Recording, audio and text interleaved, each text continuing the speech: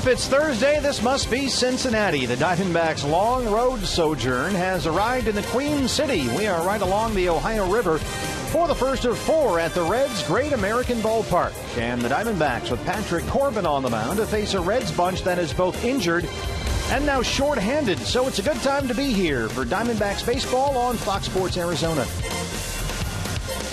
And greetings from Great American Ballpark in Cincinnati. Welcome to the broadcast. Steve Berthune, Bob Brenly along the way as we start a four-game series against the Cincinnati Reds, who were already injured. And now they are shorthanded after trading Marlon Byrd to the Giants just a few hours ago. So, Bob, hopefully in what has been a very even series in this ballpark over the years, the scales will tip in the Diamondbacks' favor this weekend. Yeah, I think former Commissioner Bud Selig, one of his goals during his tenure was to achieve parity in the game. You can't get any more even than the Diamondbacks and Reds in this ballpark, each with 30 wins. The numbers across the board nearly identical. 30 apiece in 60 games. Patrick Corbin is on the mound for the Diamondbacks here this evening, flat out dominant in his last start on this road trip in Atlanta. Boy, if you knew every pitcher would come back from Tommy John the way Patrick Corbin has, you'd send them all to the hospital tomorrow. Patrick Corbin is pitching some of the best ball of his career, especially that last time out against the Braves. Just dominated the strike zone with both that sinker, the hard slider, pitching with a lot of confidence, pitching to contact when they could make contact against him. No series losses so far at Turner Field, and where we just were, which was Pittsburgh, where they lost 2 of 3. A chance to get some wins back in the column up against another southpaw. Todd has the latest on that. Then his first pitch on Fox Sports Arizona.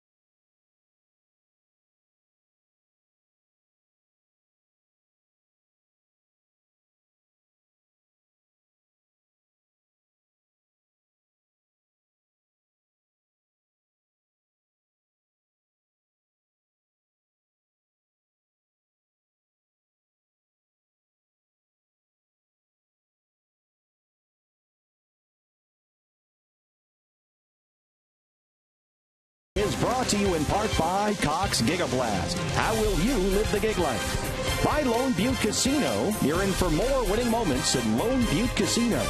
And by Jack in the Box. For a limited time, try the new Portobello Mushroom Buttery Jack with melted garlic herb butter. on a gorgeous Chamber of Commerce type night here in Cincinnati at Great American Ballpark. We're getting set for game 1 of 4. The Diamondbacks and the Reds here at Fox Sports Arizona. I'm Todd Walsh now, hanging out inside the Arizona Diamondbacks dugout. As you know, obviously, tough night last night at PNC Park in Pittsburgh as their bats went silent against the Pittsburgh Pirates. The offense has been really clicking of late, but not last night. But there is one guy who has really been leading the way for their offense of late, and that is veteran infielder Aaron Hill. It's interesting to hear Chip Hale talk about Aaron Hill. Said he's been the most valuable player for this team over the last couple of months. Said he's almost been reborn as a player. The leadership, of course, the qualities we talk about in the room, on the field, leading by example, but now leading with his bat. And earlier today I talked to Aaron and Chip Hale about his approach when he knows it's going right at the plate. Check this out. It's just knowing your swing. I mean, I know what Matt Williams used to always say, and I love the phrase. He said, we used to hit until we found it. Don't know what it is, but, you'll know as a hitter when you found it, and so you really can't describe it, but it's just a feeling when you get in there that you found it. That's interesting. I like that. I think that's why hitting is such a tough thing, is you could go so good for 2-3 weeks, and then all of a sudden you lose it. You're not sure what it is, and that's why it's hard to get it back. And there you have it. Much more on it on our website at foxsportsarizona.com at some point later today or into the night. A conversation with assistant hitting coach Mark Grace. We'll take a short break. We'll wrap it up from down here in the dugout. I got to get out of here. When we come back, it's time for first pitch. Interesting matchup here tonight. Goldschmidt rolling on the river for the Arizona Diamondbacks. His counterpart, Todd Frazier. Steve Bethune and Bob Remley have the call. It's game 1 of 4, and it is next.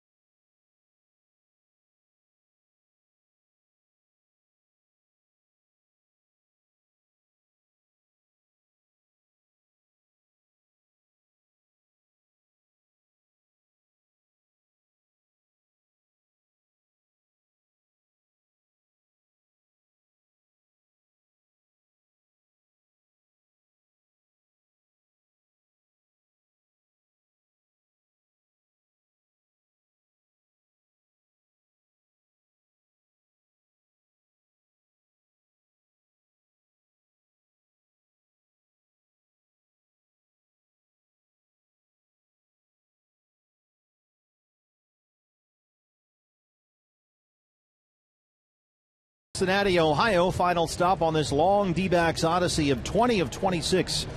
On the road, we'll play 4 here in Cincinnati after taking 2 of 3 from these Reds back home at Chase Field earlier this month. Your Arizona Ford starting pitcher for Cincinnati, 25-year-old rookie left-hander John Lamb, who tonight makes just his second appearance in the big leagues. Here's Chip Hale. Fastball, breaking ball, little cutter. Not a whole lot. He was with the Royals. We have 2 or 3 guys that faced him last year in AAA. So we have a good idea. And, first time around, you get a feel for him, see what he's got. Reds got him in the Johnny Cueto deal from Kansas City. Big lefty out there, 6'4", made his major league debut last Friday at Dodger Stadium. Pitched okay, but lost. A lot of swings and misses from the LA hitters. His fastball will approach the mid-90s. top out around 94, 95. You heard Chip Zay's got a good curveball. He throws a little cutter. Changeup at one point in his Kansas City Royals minor league career was voted the best changeup in the Royals system. He makes just his second major league start. Ender Inciarte leads it off with Todd Frazier in on the grass at third. Marty Foster, our plate umpire tonight, on an absolutely perfect night for baseball in Cincinnati, Ohio. Just a gorgeous summer day here. Ender 293 and 3 homers.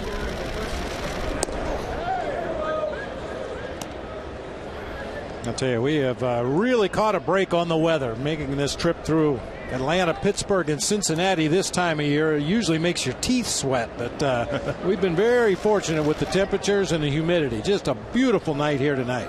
75 degrees and the wind blowing out to left center field toward the river in a small ballpark.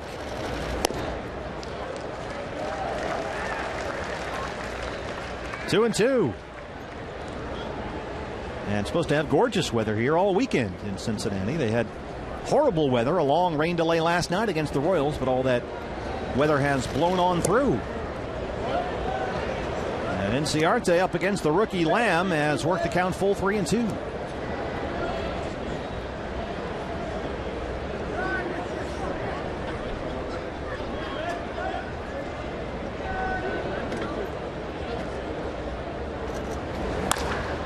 Bounces it to shortstop. Eugenio Suarez throws him out. One away. The lineup for Chip Hale's Diamondbacks tonight. Ender Inciarte at the top. He'll be out in left field. A.J. Pollock in center field. Paul Goldschmidt at first base. Wellington Castillo doing the catching. Yeah, you heard Todd talk about Aaron Hill and his importance to the ball club and what he's done over the last 9 games, hitting nearly 400. He'll be at third base with Yasmani Tomas in right. Chris Owings at second. Nick Ahmed at short. And left-hander Patrick Corbin on the mound.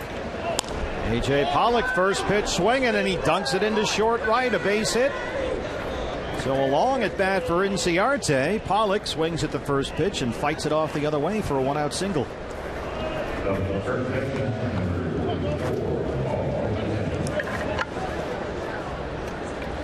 Here's Goldie. 333, 22 home runs, and the 89 RBIs leads the National League. Next stolen base for A.J. will be number 30 on the year. And that base hit into right field by A.J. number 140 on the season. Only 1 behind Goldie, 9 behind D. Gordon for the league lead. How about that, huh?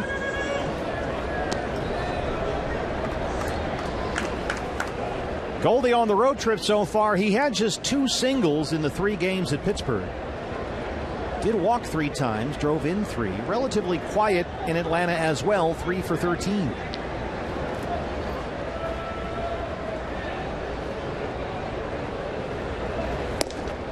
Two and 0. You see the National League hits leaders. A.J. Pollock working his way up that list. If he happens to come around and score, he would be tied with Bryce Harper for the most runs in the National League. Yeah, he and Harper have been neck and neck in the runs scored category for a while now. Goldie ahead 2-0. A.J. doing that thing where he starts taking those stutter steps towards second base but never does go. And it draws the attention of the rookie John Lamb.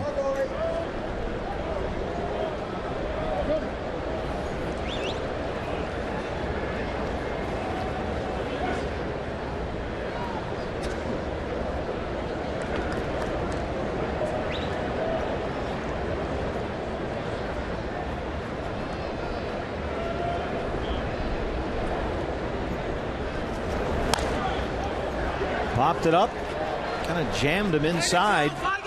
Joey Votto has room, 2 down.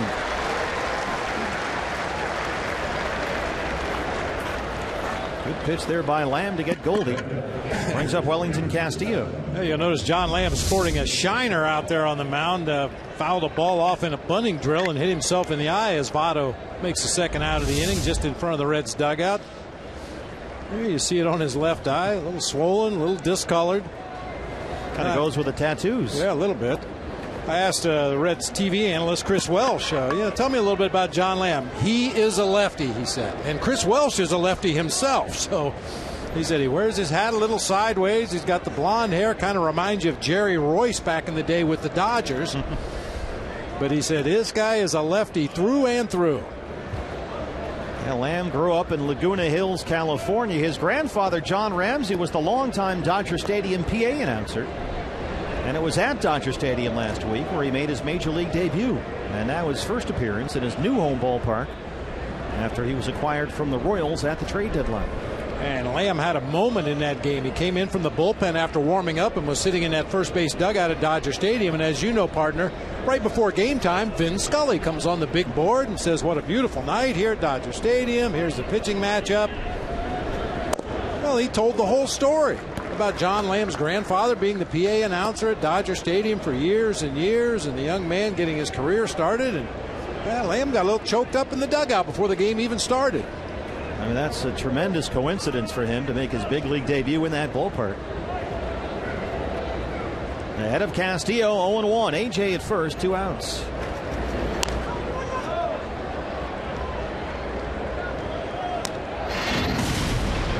So this is the bunt attempt Tuesday. Ouch. Oh, ouch.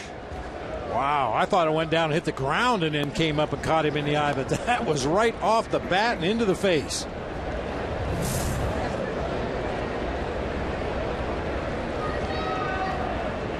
He was having an outstanding season at AAA Omaha, the Royals farm club, at the time of the deal to the Reds.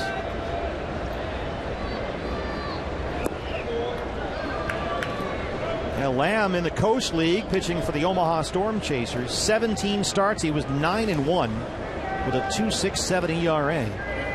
96 strikeouts in 94 innings.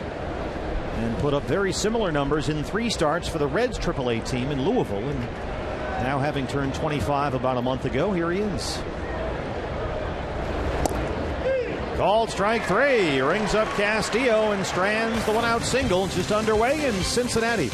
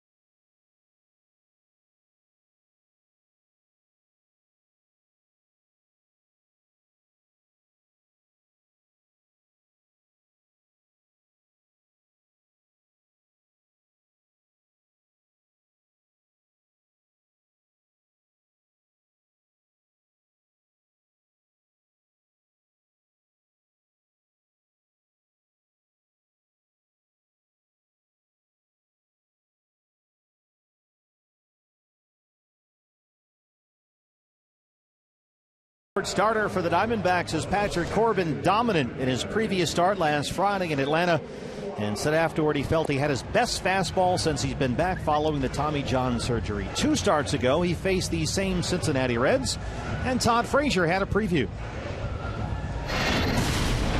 I just see a guy that comes after. He's got that wicked slider. That's the one pitch that you try to stay away from, but you don't see the spin on it. And sneaky fastball. He throws a mid 90s, and you miss that one pitch that he throws that you should hit. It's going to be a long day. So you got to get after him early and often. The numbers on Patrick Corbin: 8 starts, beginning with his return from Tommy John on July the 4th. A 3.43 ERA. He is unbeaten in his last 4 starts. You kind of hope the Reds try to get after Patrick Corbin early in the sequence. When opposing hitters put the first pitch in play, they're batting 160 against Patrick Corbin this year. And this is, to say the least, and put it kindly, a thin Reds lineup right now. They are just an absolute mess. Jason Bourgeois leads it off with a base hit, sure enough. Bourgeois just .213 on the year. It's a leadoff single. And this is the lineup. They have a lot of injuries. They traded Marlon Byrd to the Giants just a few hours before the ballgame. Jason Bourgeois in center field. Eugenio Suarez at shortstop. Joey Votto, career numbers against the D-backs outstanding. He'll be at first. Todd Frazier at third.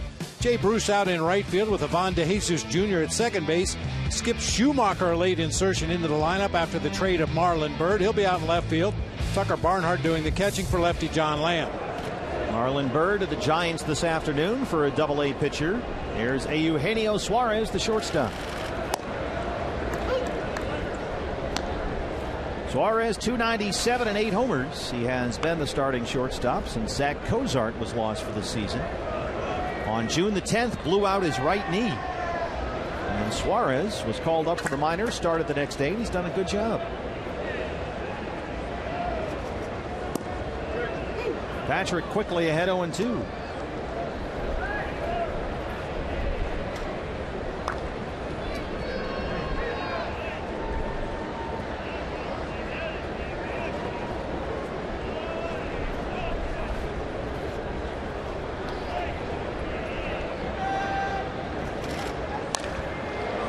Cold foul and a nice catch right there. Ball dude down there. Nice going, BB. Couldn't resist, could you?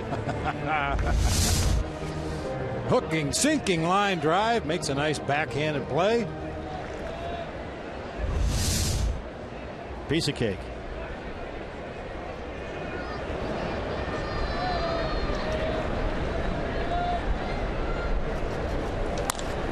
The bouncer in the hole and into right.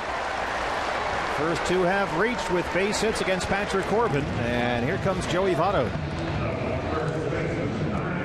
You politely termed it a thin red lineup, and as a former manager, these are the kind of lineups that scare you at times. These guys have nothing to lose. They're all playing for next year's spot on this Reds team. Very aggressive players. They want to show Brian Price and the organization what they're capable of doing moving forward to next season. This is exactly the situation in which you don't want to find yourself if you're Patrick Corbin. 2 on, nobody out for Votto, who is just absolutely killing the ball right now.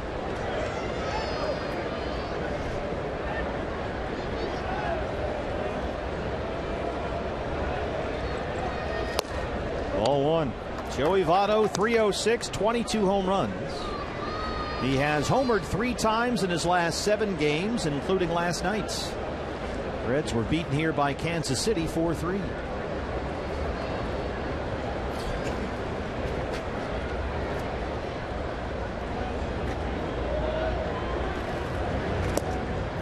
That's in there for a strike. This was Votto last night.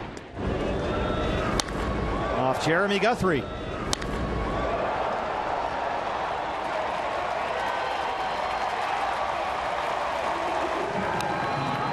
His 22nd of the year, same as Goldie.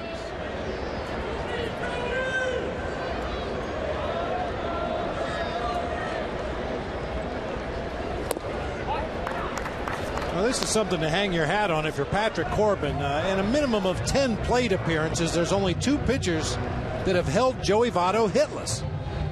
Kevin Segrist has held him to an 0 for 11. Patrick Corbin an 0 for 8 with 3 walks.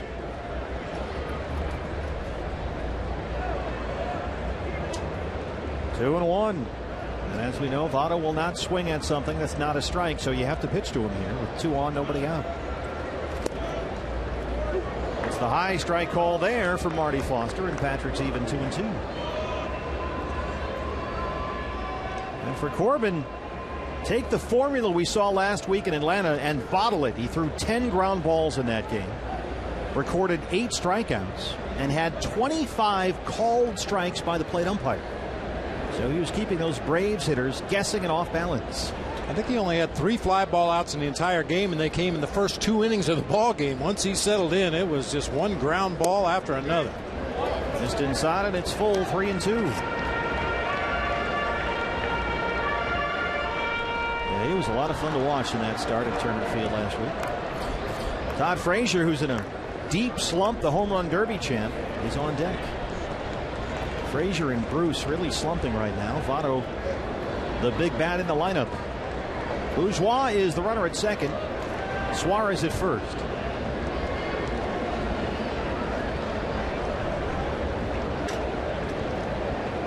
Runners hold. Votto lifted in the air toward the left field corner. Ender Inciarte, a long run. And Ender's got it in the corner up against the wall. A big out there for Patrick. One down.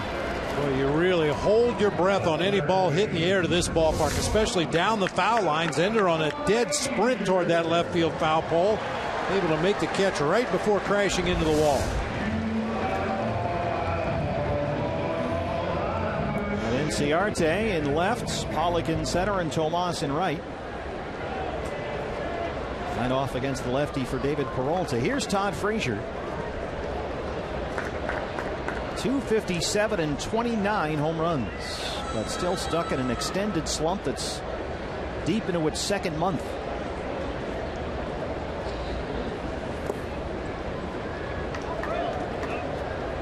We saw Ender chase that Joey Votto fly ball all the way to the fence out there in left field. Should point out it's 325 down the right field line, 328 down the left, 370 in the right center field gap, 379 in the left center field, and 404 to straightaway center. No nooks and crannies, nothing really unusual to deal with, other than the fact that the ball ends up in the seats an awful lot when it's hitting the air here.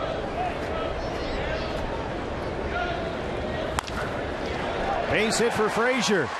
They're going to stop Bourgeois at third. The bases are loaded. And Corbin backing up is there, and nobody can advance. Jim Riggleman, the third base coach down there, was not taking any chances. The ball was hit fairly hard into left, so Bourgeois stays put at third. And Ender's reputation of having a strong throwing arm, I think, preceded him into this series. Riggleman threw up the stop sign almost as soon as that ball rolled through the infield. Throw back into the infield over the head of Aaron Hill at third. A bad short hop for Wellington Castillo. Fortunately, Patrick Corbin right there to back the play up. So the bases are full, one away for the left-hand hitting Jay Bruce. He's also battling a long slump. Wellington Castillo and Corbin get together with Bruce at 240 and 18 home runs.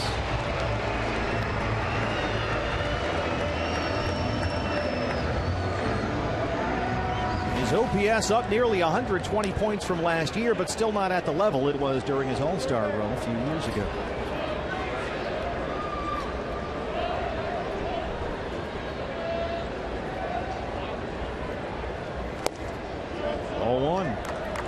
Bruce has taken a nosedive at the plate this August right now. He's in the middle of a 6 for 55. And the batting average has dropped 20 points from where it was at the beginning of this month.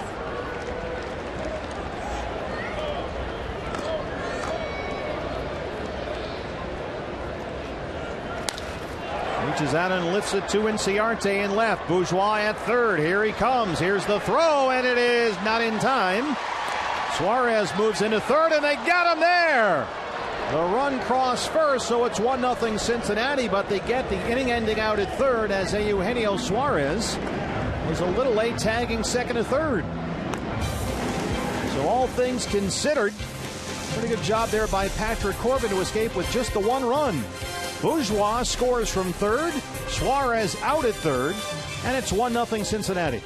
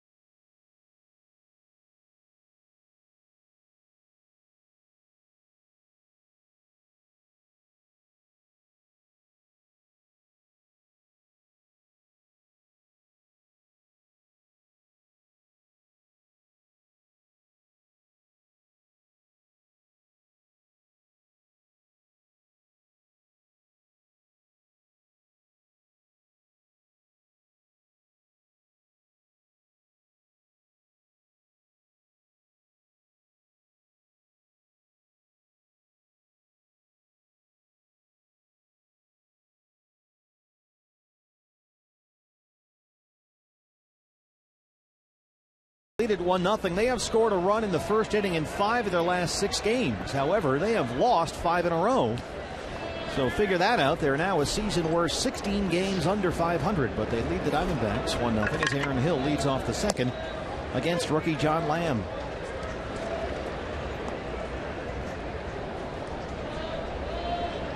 Aaron in there at third against the lefty, 233 and 5 home runs.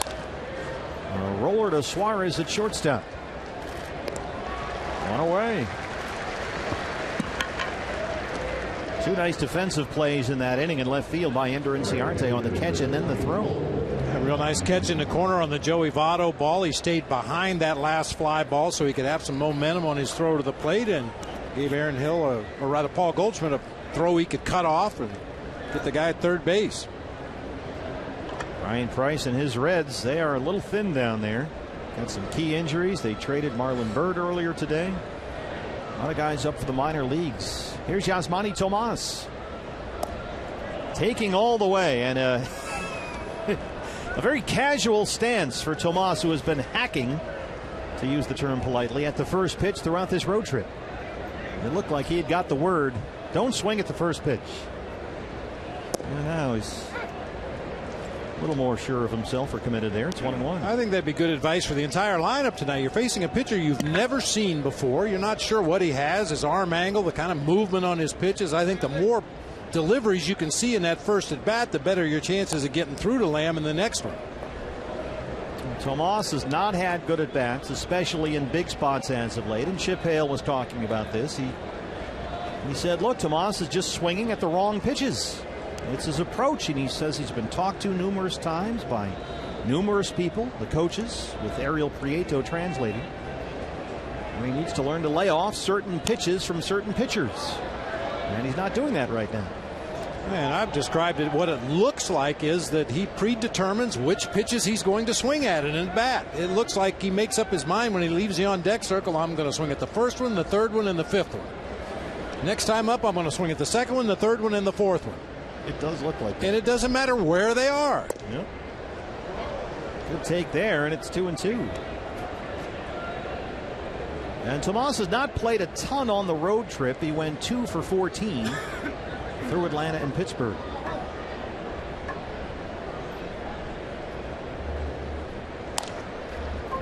Another ground ball to Suarez at shortstop. That's 3 6-3 putouts through 1 2/3 so far. So John Lamb in his second major league start. Rolling ground balls out there. 2 down for Chris Owings.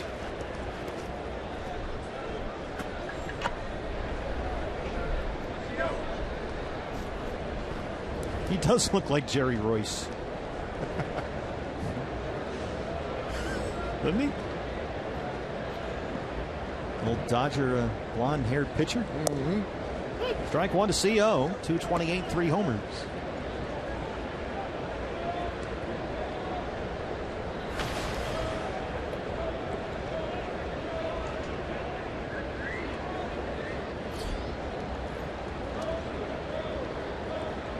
Talk about the great seating in this ballpark. Very intimate. Everybody but Jumbo Diaz has an unobstructed view. And of course, if you sit behind Jumbo Diaz, you have an obstructed view. It's like an eclipse. It's like a kid in Sandlot. Yeah, he's in timeout. He's not allowed to sit in the bullpen with the rest of the guys. Go out there and think about what you've done.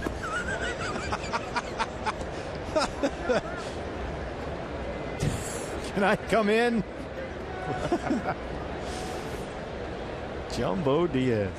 There it is. Yeah, we'll get word over the PA in the 7th inning. Jumbo Diaz unavailable because of neck spasms. Leaning over, peeking through the fence out there. Well, it's not like a guy named Jumbo can just squeeze through the crack of the fence. He maybe won't fit through the bullpen door. Maybe that's it. 2-2. Stay fair. Yes, it does. It's on the line. Chris Owings will take the turn and head for second. And CO is in there with his 21st double.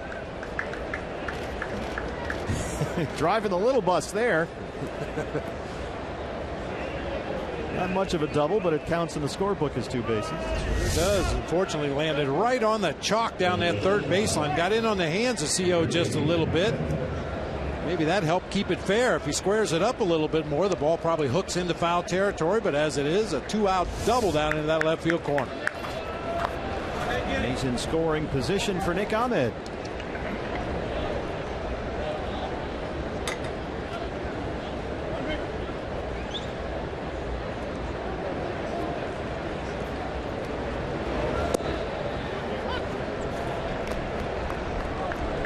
Nick, 227 home runs.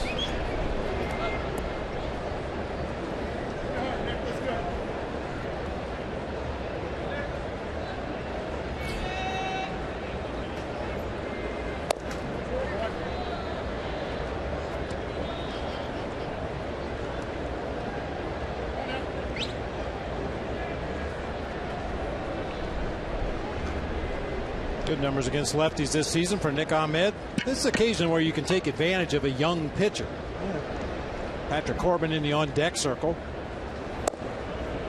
How do you do that? A veteran pitcher, would realize I have a base open here. I'm going to try to nibble around the strike zone and see if I can get Nick Ahmed to chase something. If I get ahead in the count, I'll go ahead and try to put him away. If I fall behind, go ahead and put him on, take my chances with the opposing pitcher. But for a young kid, he wants to get everybody out. Well, he does. He strikes out Ahmed, and second strikeout for John Lamb, who strands the 2-out double. It keeps it a 1-0 Reds lead.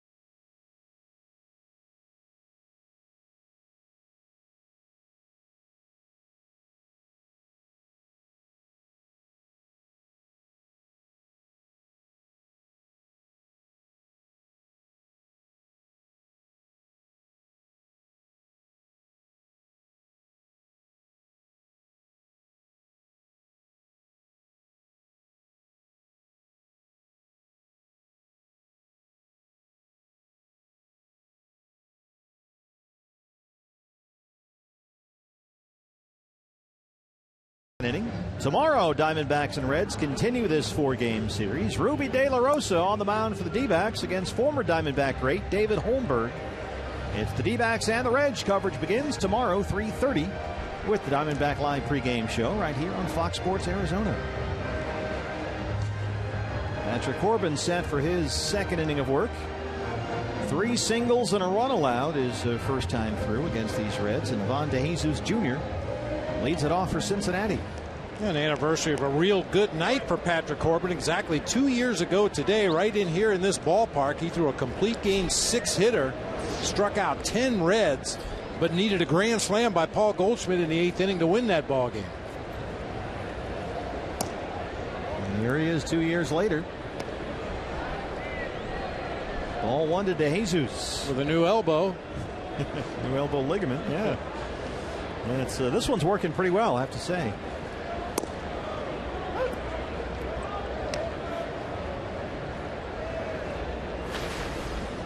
And faced this Reds lineup just 2 starts ago, in fact, at Chase Field, Patrick.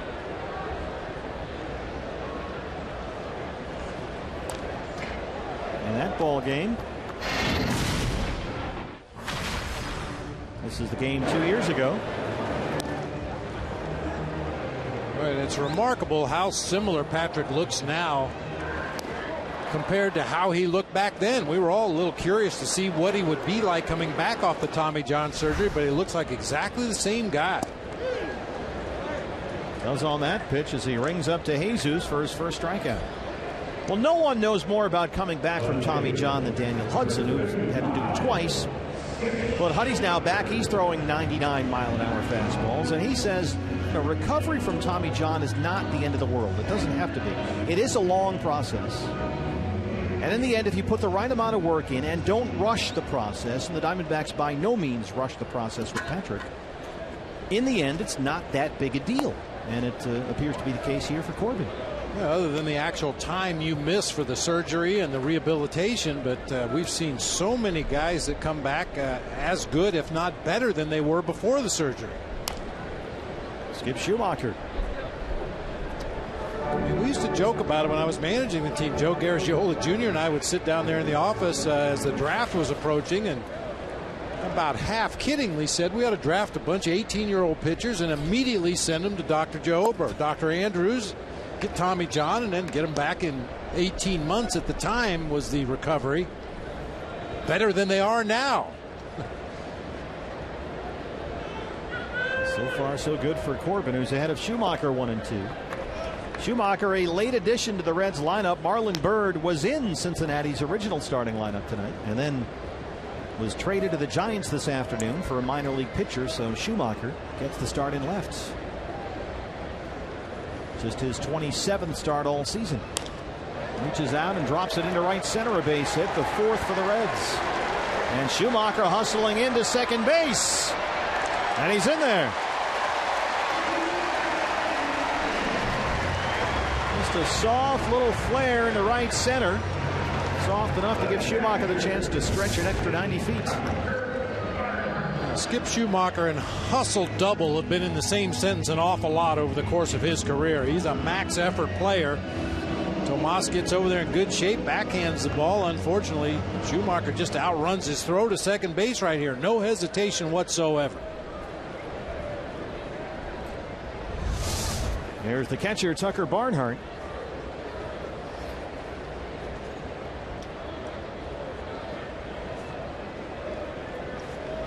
Both Reds catchers are switch hitters, Barnhart and Brian Pena. That's fouled off. Tucker Barnhart, 258, 3 home runs. Good defensive catcher. He's starting to hit a little bit lately. He's got 6 hits in his last 4 starts. Devin Mesoraco, their all-star catcher, is out after having hip surgery.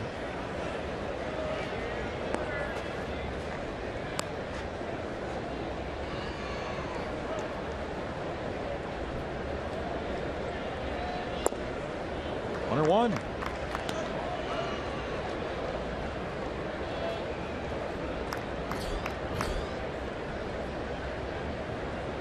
Only 2 first pitch strikes so far in the first 8 hitters of the game for Patrick Corbin, something that he'll need to improve upon going forward. He talked a lot, Bob, after that start in Atlanta last week about keeping that front shoulder closed. And it really seemed to make a difference. What does he mean by that exactly? I think it's a lot like a hitter keeping your front shoulder closed. Everything stays in the proper position if mechanically all the body parts are where they're supposed to be. And if your shoulder opens up too soon, your arm tends to drag behind. You'll lead breaking balls up in the zone. You'll have trouble commanding the fastball. But when you're driving that front shoulder right at your target, keep it closed and then drive it right at the glove. That's when you command your pitches the best. Well, Barnhart drives that one into center. They are going to wave Schumacher here. The throw is cut off, and it's 2-0 Reds. They may have had a play at the plate there. I think they might have. AJ's throw was right on line. We could clearly see that from up here in the press box. It was going to be right to Wellington Castillo on a hop. Not sure if Wellington Castillo was trying to alert Goldie to let it go. It's very tough down there at field level sometimes to hear commands from the catcher, especially when the fans are involved. runner possibly scoring on the play, so we're not sure if Wellington was telling him to cut that ball or let it go through. Mike Harkey. Patrick, after that start against the Braves, talked a lot about finding a rhythm and keeping that flow throughout the ball game. He got strikeouts early. He got ground balls early. And things really flowed for him. This start has been the polar opposite so far. In trouble almost from the get-go.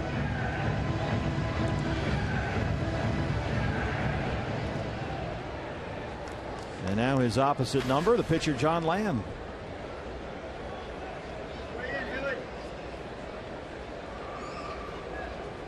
Already 5 hits for the Reds. Here comes Hill from third. That's ball 1.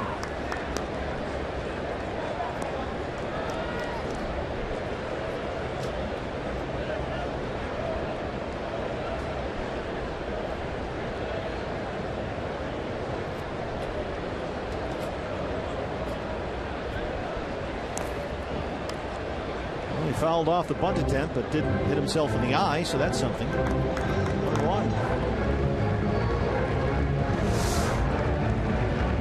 It doesn't hit Lamb, but it does get a piece of Wellington Castillo. Right hand.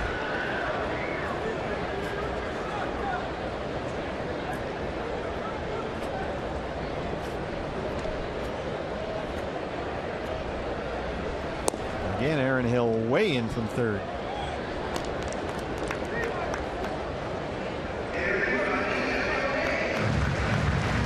Personally, I like that, especially against a guy that probably doesn't swing the bat real well.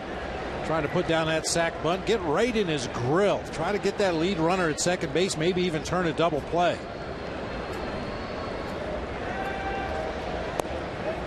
And he strikes out. Can't get the bunt down. Second strikeout for Corbin. 2 down in the second.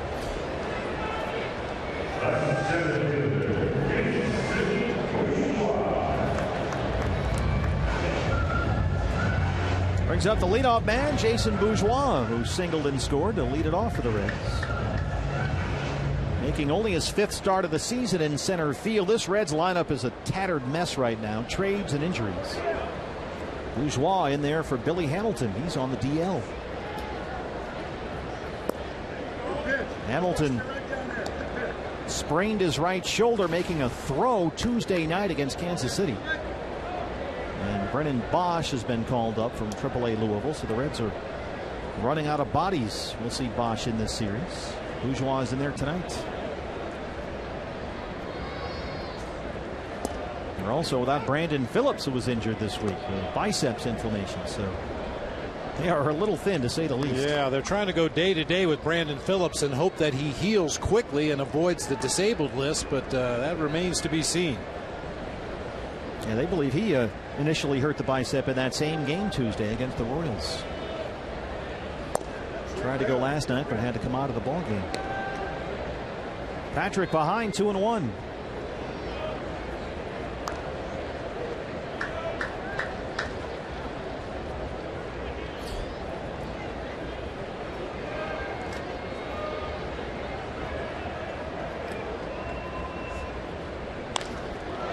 Fly ball left field. Ender Inciarte at the track. Pollock giving it a look. It's off the wall.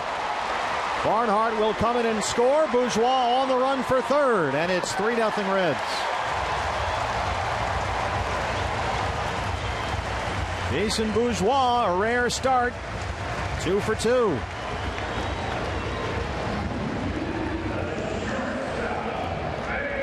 Wellington Castillo calls for a slider away, and we've talked about this in the past. Wellington doesn't really move out onto that outside corner very much. Slider away, and then he just moves an inch or two off the middle of the plate, and Patrick hangs that slider right down the heart of the plate. I think if you're trying to hit that outside corner to a right-handed hitter, for me, I'd like to see that catcher move out there a little bit more.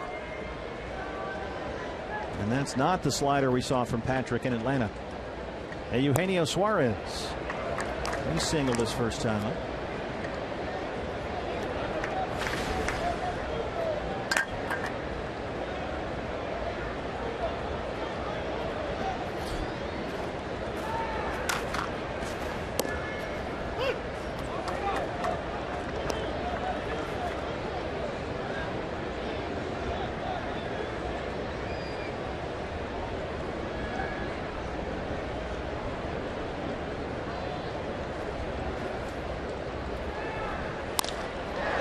Center field, it drops in for a base hit. 4-0 Reds.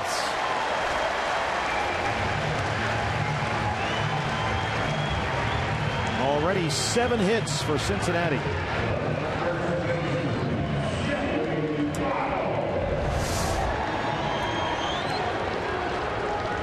Some have been hit hard, some have been hit softly, but they are getting the bats on Patrick Corbin tonight. A lot of pitches in the middle of the plate early in the ball game here, and the Reds are just not giving him an opportunity to settle in.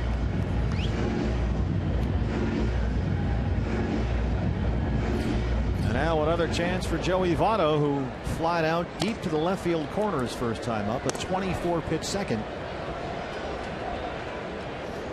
for Patrick Corbin.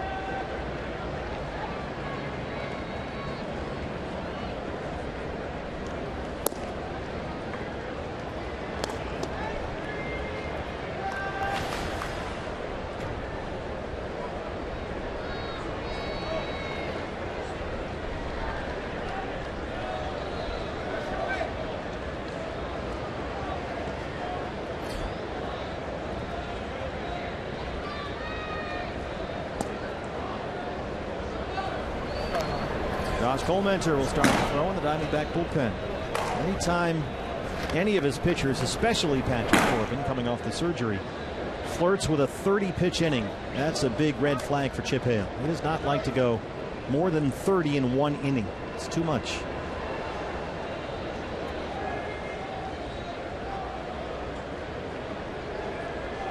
Doesn't matter what the total is in the ball game at that point. 30 in one stretch is often a deal breaker for Chip, especially with this young man.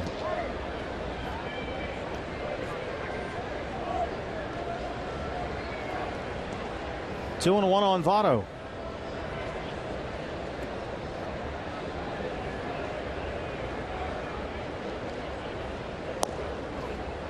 Two and two. Joey Votto handles lefties, as you might imagine. This is not a big deal for him. He's over 320 versus left-hand pitching this year. And he's got 5 home runs versus left-handers.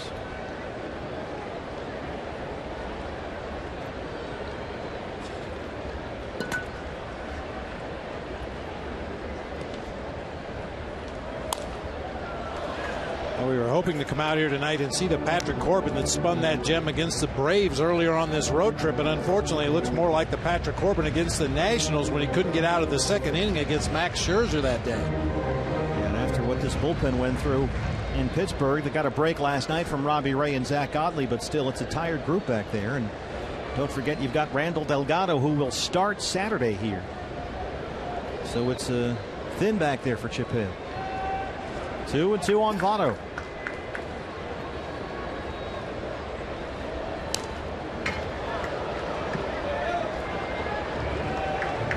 This guy just on fire right now. He's hitting .390 since the All-Star break. Just better than ever. His on-base percentage since the All-Star break is .549. Wow. So he's getting on base more than half the time he's up there. And usually at some point that starts to take a toll when you're on base 2 or 3 times every night. Well, you get tired. You're sliding around, scoring from first, doing all that stuff. Carves it the other way, and that's a fair ball. It's in the left field corner, and Suarez is flying into third. Riggleman going to wave him home. Here's the throw from Ahmed, and it is in time. They got him. Ender and Ciarte went in that corner and fished it out. Ahmed had the relay, and Welly was right there for the tag. Hold the phone, though. Brian Price on the top step of the dugout. I'll tell you what, we've seen Nick Ahmed's quick hands turning double plays in the middle of the field, but this is another example of quick hands on the relay here.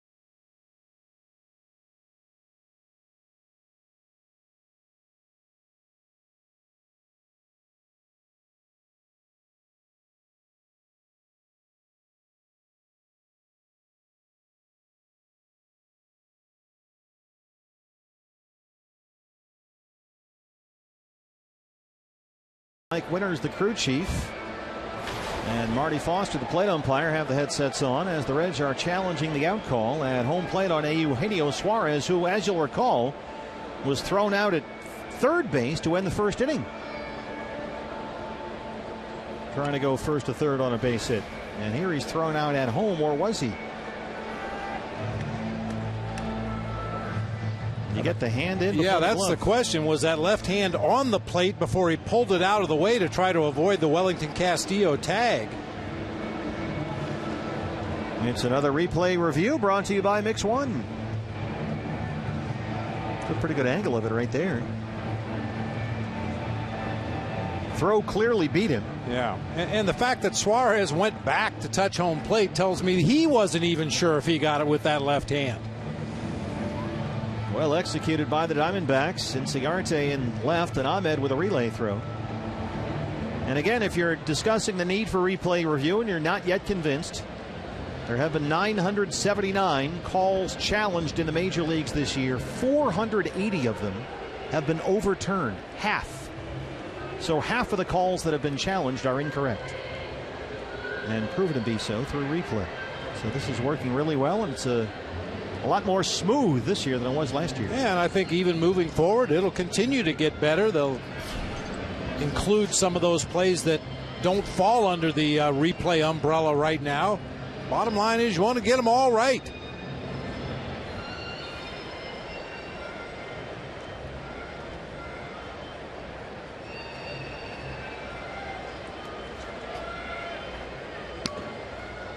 I don't see any video of him clearly touching home plate. No. Which is what you need, clear and convincing evidence. As he put that left hand out there and tried to reach the corner of the plate, some dirt, a little dirt cloud came up over his hand. It was really hard to see if he actually touched the plate or not. But like I said, the fact that he's still scrambling around trying to get back to the plate tells me he thought he missed it.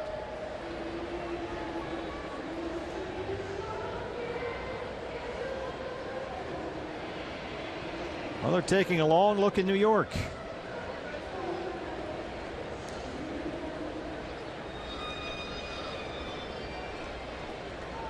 Regardless, it's a base hit for Votto, and that's now 8 hits for Cincinnati in 2 innings against Patrick Corbin.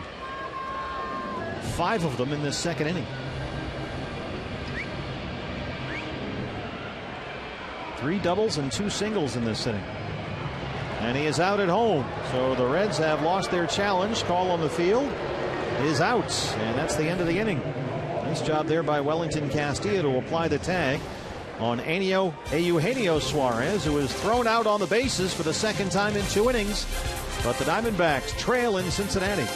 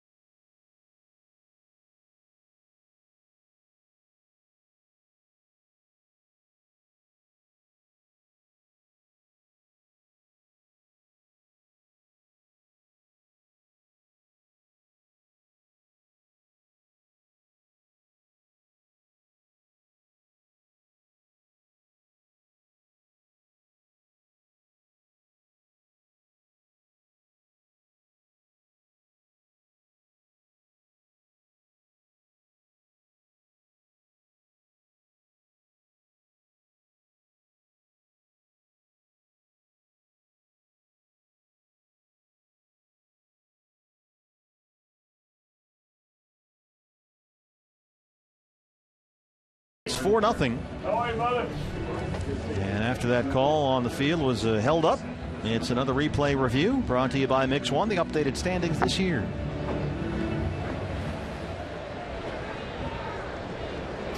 So the Reds with 1 in the first and 3 in the second lead at 4-0. And Patrick Corbin leads off the Diamondback third.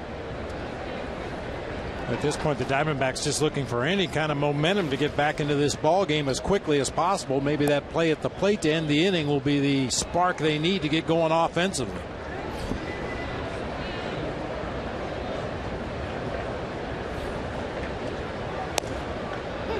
Two and one.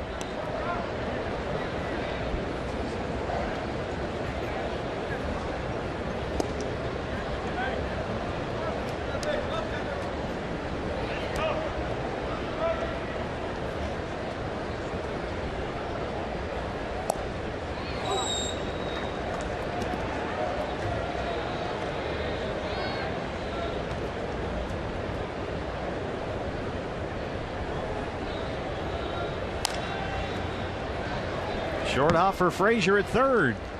One away. Reds have already had 20 straight starts by rookie pitchers. You might recall the last time we saw these guys, they had put together an all-rookie rotation. So tonight makes it 21 consecutive starts by rookie pitchers. That is the longest rookie start streak by a major league team since they started even keeping track of such things in 1958. Last club to start this many rookie pitchers in a row, the 1997 Cardinals.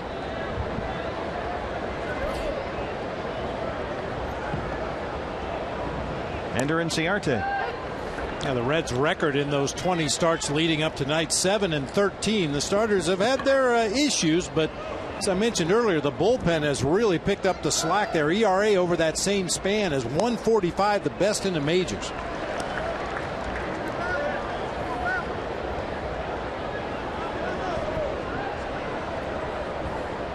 0-2 on Ender. Over the glove of Frazier, a base hit. Third hit for the Diamondbacks. Inciarte, a one-out single.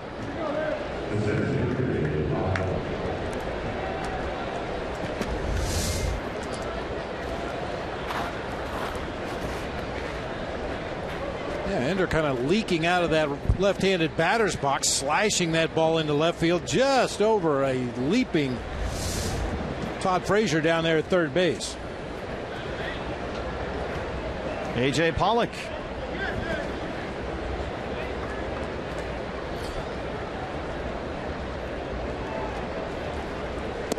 A.J. Pollock singled back in that first inning and had an opportunity to see some pickoff throws from John Lamb out there on the mound. Hopefully Dave McKay was able to garner some information that will help the base stealers that get on.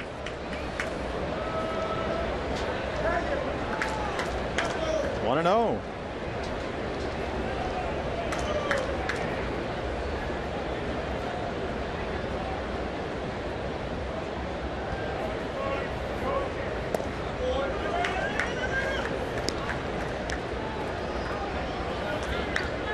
Lamb looks like a guy that when he uses that slide step to try to slow down opposing base stealers, he loses a lot of velocity.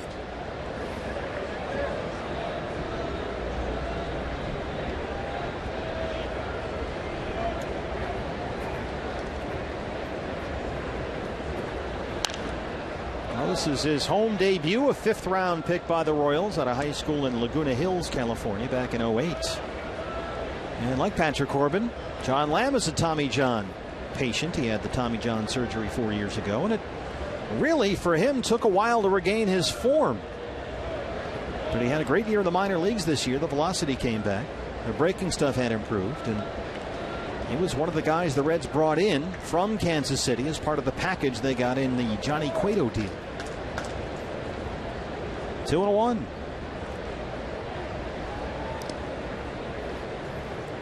And we're told for John Lamb, it didn't all return quickly. It took him a while to get the velocity back up to where it is right now.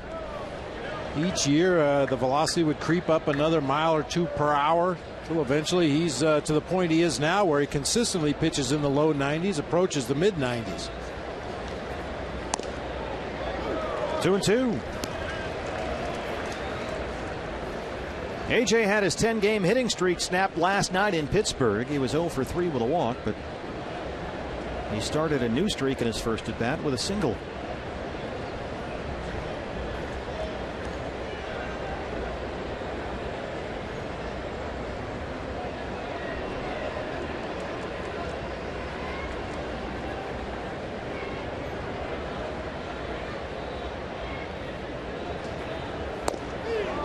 Called strike 3 inside. Marty Foster rings him up. Third strikeout for Lamb.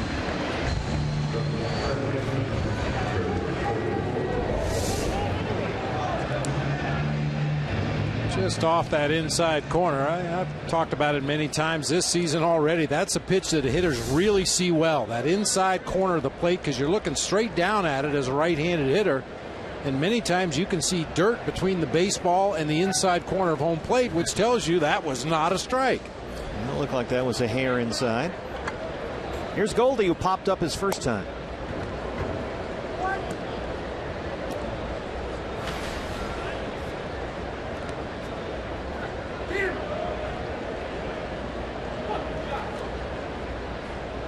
D-backs have been out hit 8-3. They trail it 4-0. Ender, a lot like we saw A.J. Pollock do recently. He's kind of almost dare the pitcher to throw over it, especially with a lefty out there on the mound. They'll start taking these little stutter steps toward the bag. I dare you. Try it. Yeah, it could be by design. You know, they haven't seen John Lamb. They might want to get him to throw pickoff attempts over there so they can try to figure something out, maybe use it later in the ball game. But in order to get him to throw over there to first base, you have to make him think that you're getting out there far enough where he has a chance to pick you off. But with the pitcher even staring right at him, he'll take a couple of stutter steps toward that second base bag. Little jump steps.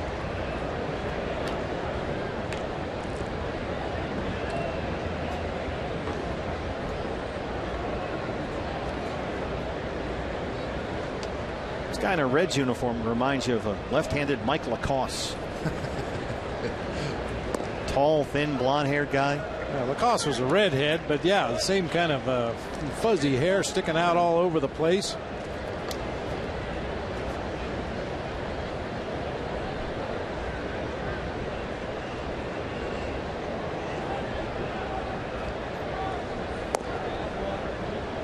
Hey fans, when the D-backs win, you win at Papa John's. The day after every Diamondbacks win, you get 50% off your regular menu price online order at Papa John's. Enter promo code D-backs50 at papajohns.com.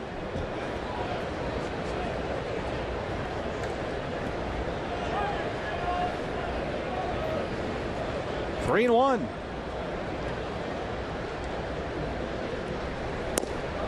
Ender still holding in first. That's a strike, and it's full 3-2.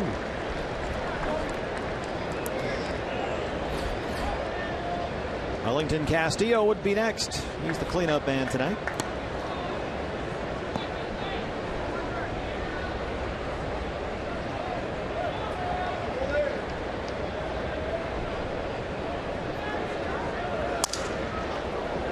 Broken bat jam shot in on the hands.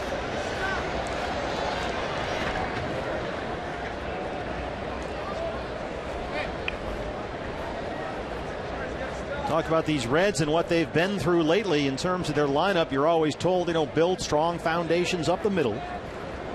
But the Reds, they don't have their catcher. They don't have their shortstop.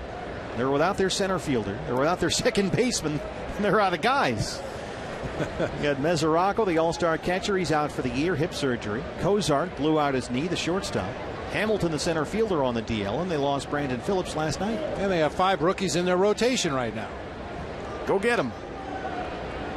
Well, he does just that. He strikes out Goldie on the 3-2 pitch. He gets Pollock and Goldschmidt to Strand and Ciarte. And as we go to the bottom of the third in Cincinnati, the Diamondbacks trail the Reds 4-0.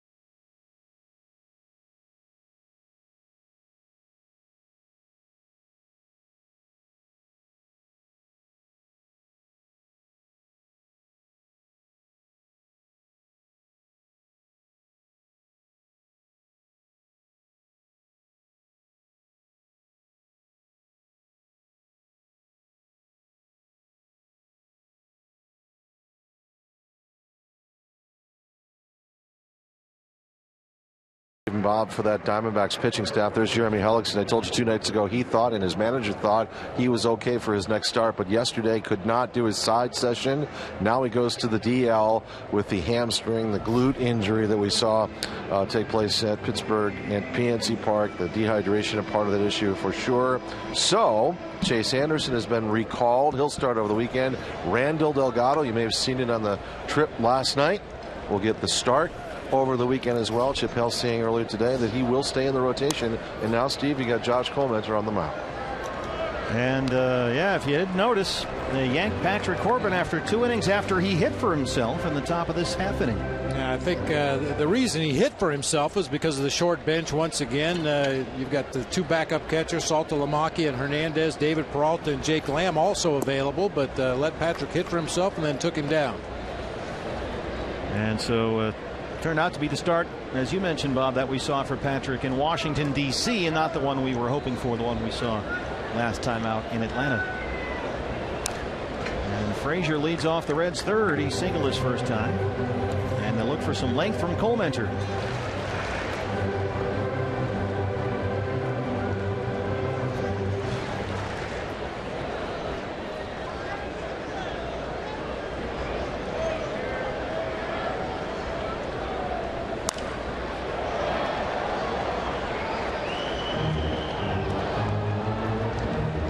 Frazier has not hit this month. He's batting about 160 in August. And the Reds were on a long western road trip through Arizona, San Diego, L.A. much of this month, so he's not had the chance to take advantage of Great American Ballpark in August, which in the warm summer weather is always a great place to hit. And so Frazier, just 5 extra base hits all month, 2 home runs. Not what you would expect from the home run derby champ, who put on a tremendous show right here in this ballpark.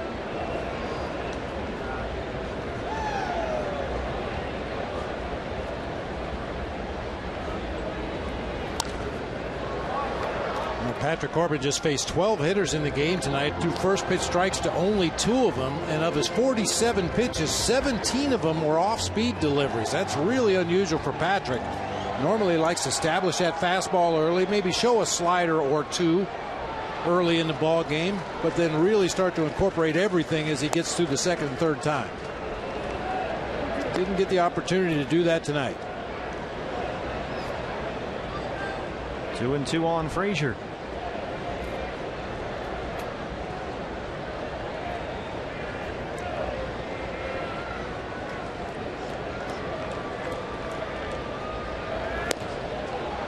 Good start for Comenter. Comes in, strikes out the home run derby champ to lead off the Reds' third.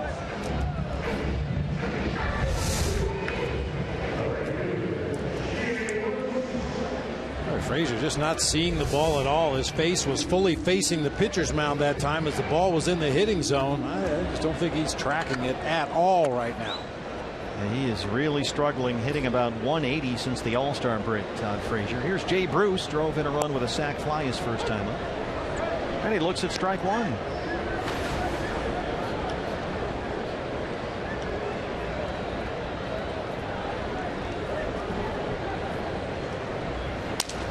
Broken bat right to Ahmed. Away from the shift, but Nick was the only guy over there, and sure enough hit it right to him. 2 down. So 2 quick outs for Comenter. Here's Ivan De Jesus Jr. Filling in at second for the injured Brandon Phillips, who had to leave last night's game with inflammation in his right biceps. They believe the injury actually lingered from a play Phillips made Tuesday. There's that dude BP. They don't think it's anything extreme, Brian Price says, but it could be something that requires a little bit of missed time. So we might not see him in this series.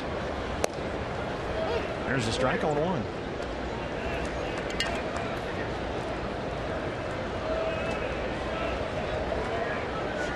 So Comenter on to start the third, and as Todd mentioned earlier, it's a rotation in flux right now. Randall Delgado will start on Saturday here. Jeremy Hellickson goes to the DL. Chase Anderson, who was optioned AAA Reno yesterday, comes back up today.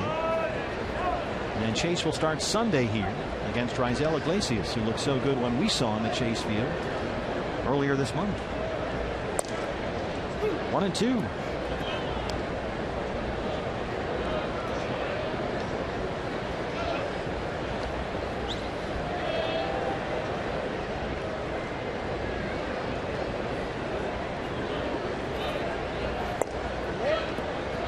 Didn't get the call that time from Marty Foster.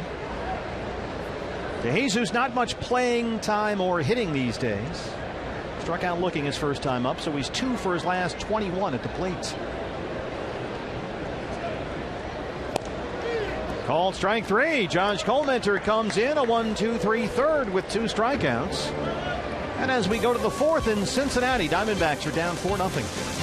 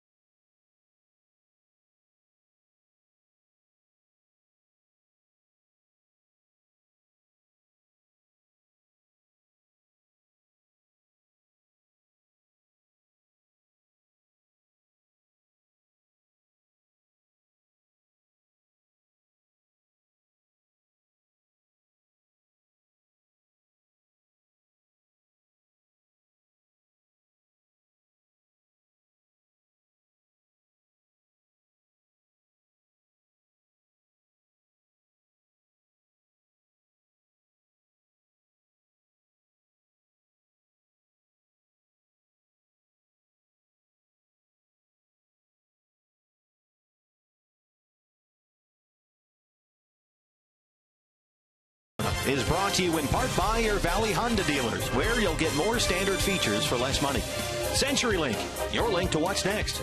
And by Mix One, great taste, no face, available at local retailers. Right along the Ohio River, Great American Ballpark, first of 4, Diamondbacks and Reds. Steve Berthune, Bob Brenly, and Todd Walsh with you. So far, all Cincinnati. They lead at 4-0. Patrick Corbin gone after 2 innings. Josh Colmenter a scoreless 3rd in relief, and Wellington Castillo leads off the 4th against rookie John Lamb, who is making just his 2nd big league start. And so far, it looks good. Castillo a strikeout victim his first time.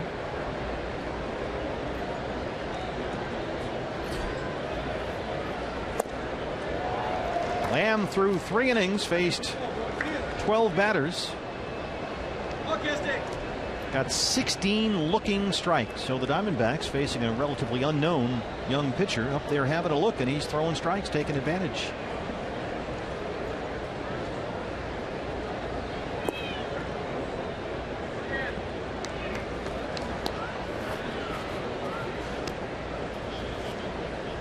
But Castillo ahead 2-1.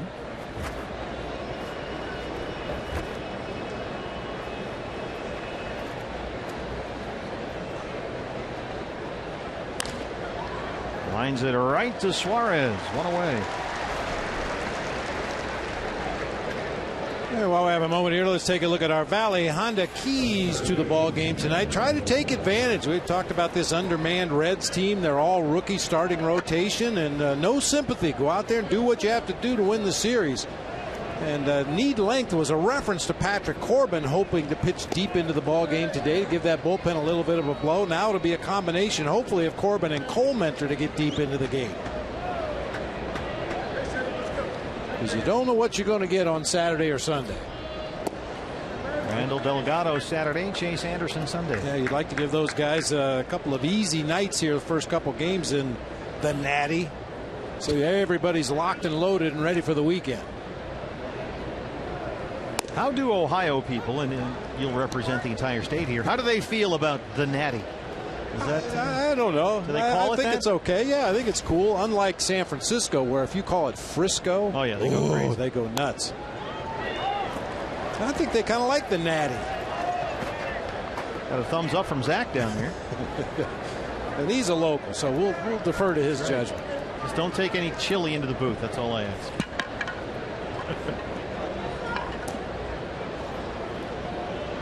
Well, Lamb, the rookie, 60 pitches, 37 strikes. 2-2 on Aaron Hill.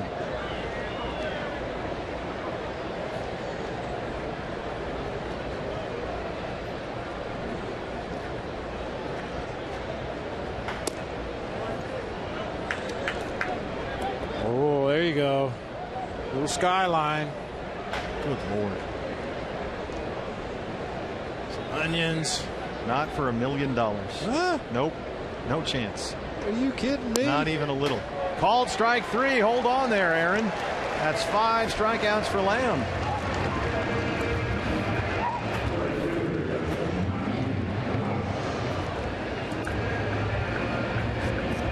The two big competing chili companies here in Cincinnati, Gold Star and Skyline, and then there's a very strict divide. It's like you're either a Cubs fan or a Sox fan. You're either a Mets fan or a Yankee fan. You either like Gold Star or you like Skyline.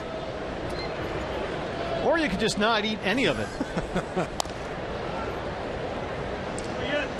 That's like the cheesesteaks in Philly. You're a Pat's guy or a Geno's guy. And there's a small band of us that are Tony Luke's guys. Tomas grounded out his first time.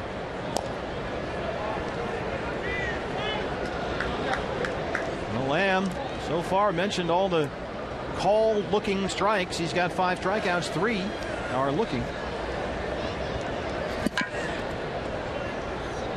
And he's ahead of Tomas, 0-2.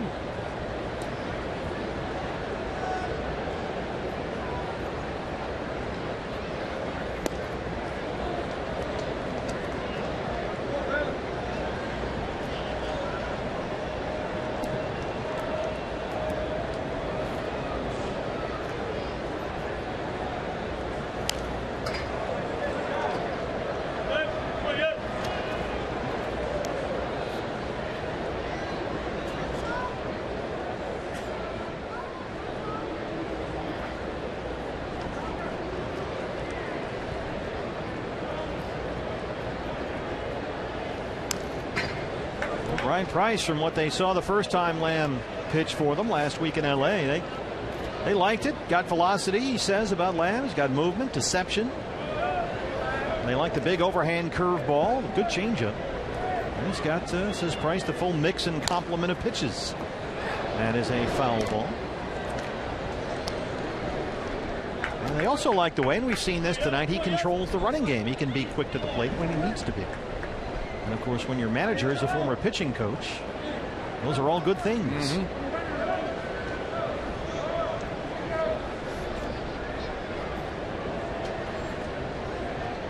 A rough year for Brian Price. Every time I see a shot of him on TV, he looks like he's in pain. Oh, yeah. It's not much has gone right here this year. And in that regard, we've talked a lot already in the telecast about the Marlon Byrd trade to the San Francisco Giants, and we're not sure how long that was in the making. It was consummated this afternoon, but there was an incident in the dugout last night between Marlon Byrd and his manager Brian Price, a verbal altercation. Tomas flails at that one, and rookie John Lamb. 4 scoreless innings. He's given up just 3 hits. He's got 6 strikeouts and a 4-0 lead.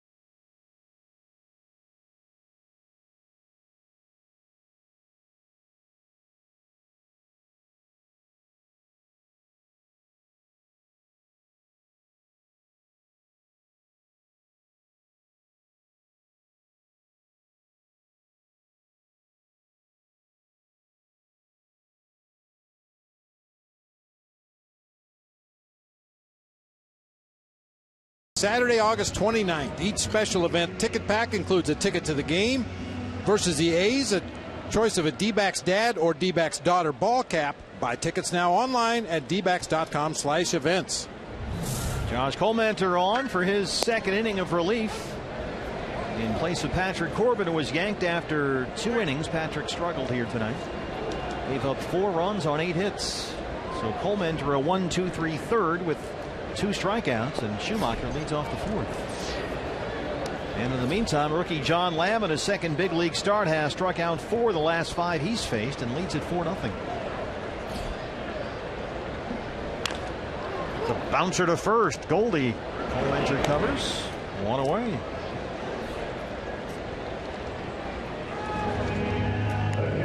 Hey fans, it's now time for you to tweet your strongest fan photo. Use hashtag AZDataStrongFan, and you just might see yourself in an upcoming broadcast brought to you by T-Mobile. Here's Tucker Barnhart, the catcher, an RBI single. He scored a run back in that 3-run Cincinnati second.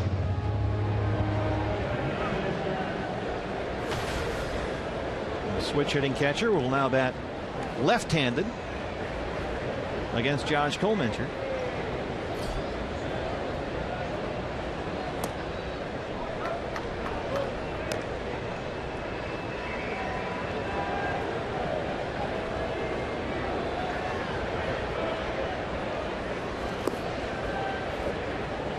And the Reds, of course, have traded away their entire veteran starting rotation, so it's an all-rookie group, and Barnhart and Brian Pena have been the 2 guys who have had to nurse all these rookies through now 21 straight starts, and so far he's worked very well with John Lamb here tonight.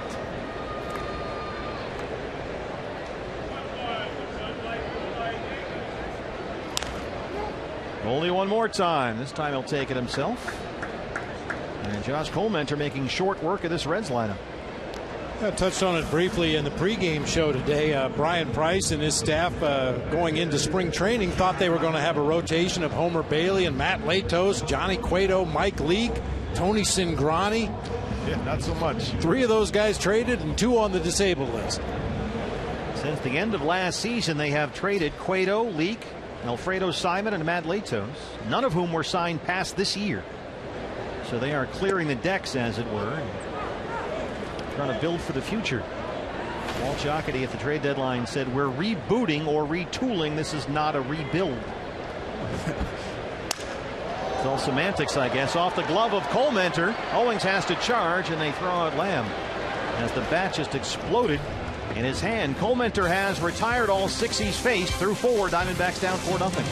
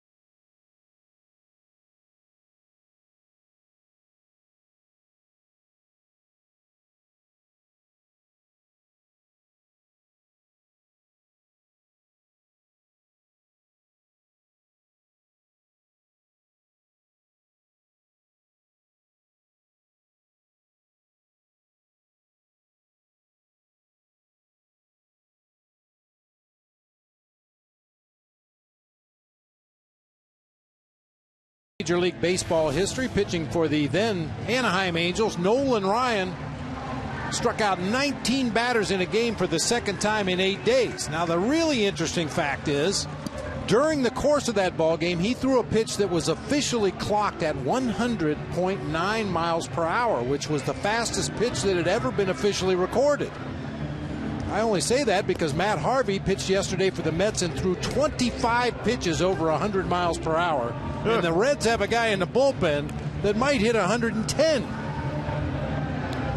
You're going to have to shut Matt Harvey down now. They're worried about his innings. That's an ongoing issue as the Mets get closer and closer to a division title. I thought you were going to go with the fill-in story today. Yeah, we'll weave that in here. All right, you're weaving a narrative. Yes. That's a classic. It is a classic. It makes me laugh every time I hear it. Chris Owings will lead off the Diamondback fifth inning. And against rookie John Lamb, who has retired the last 5 he's faced, 4 by strikeout.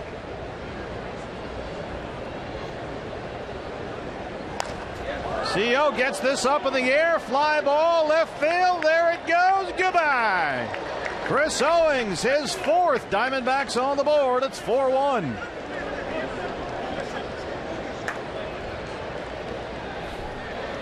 Well, CO came into tonight 2 for 20 on this road trip, but so far tonight a double and a home run. That's why you never really feel like you're far out of a ball game in this ballpark. I mean, that ball hit off the facing of the second deck out there in left field. A Lamb fastball up over the heart of the plate. CO just tomahawked it out there to left field. Clank off the facade up there. Hey, comment. They huddle up. Good for him. Ahmed struck out his first at bat. And now Barnhart wants a word with Lamb.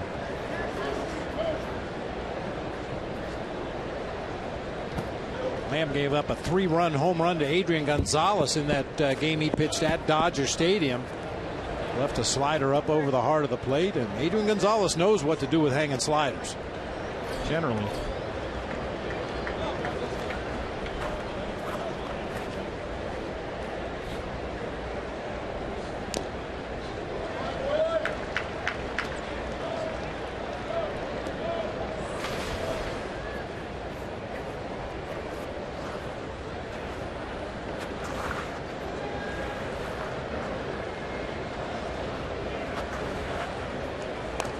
Trying to bunt for a base hit, but it rolls foul. 2-2. Fans, you know the drill. Anytime the D-backs score 5 runs or more, Taco Bell giving away 3 free tacos with the purchase of a large drink between 4 and 6 the following day at participating locations. Well, there's no reason to turn in this ballpark. Still 4-1, only the 5th inning. And in the last 13 games in which the Diamondbacks have homered in the ball game, they've gone 12-1. So CO getting it started here. 2-2 on Ahmed.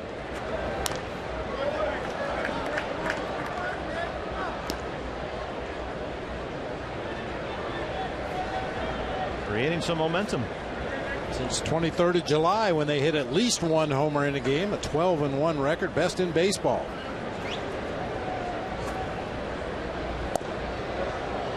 Miss with that one.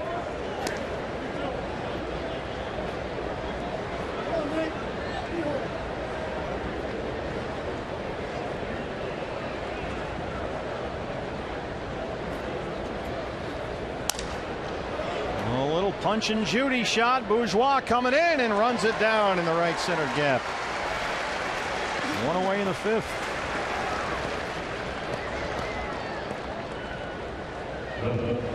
And here's Colementor, who will hit for the first time tonight.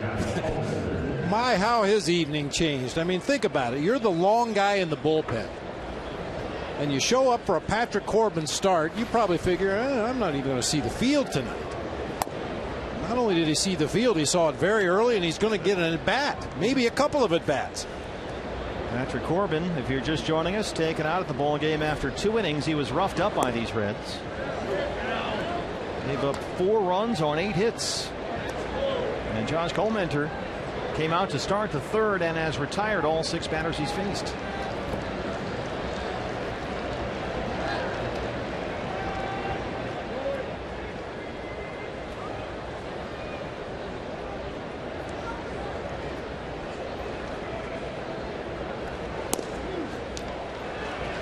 he gets the strikeout. That's 7 strikeouts for Lamb.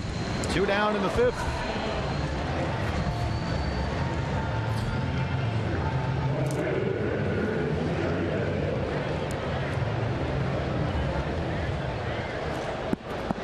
Four of those strikeouts looking. Ender and Ciarte. Is he just spotting that fastball that well, or the Diamondbacks being a little too patient? Maybe a little too patient second time through. After you've seen a number of deliveries, especially if you've seen the fastball, you've seen the curveball, attack that strike zone. That's when the D-backs offensively are at their best, when they attack the strike zone. Not one specific pitch, not one specific location. Anything in the strike zone, take an aggressive swing at it.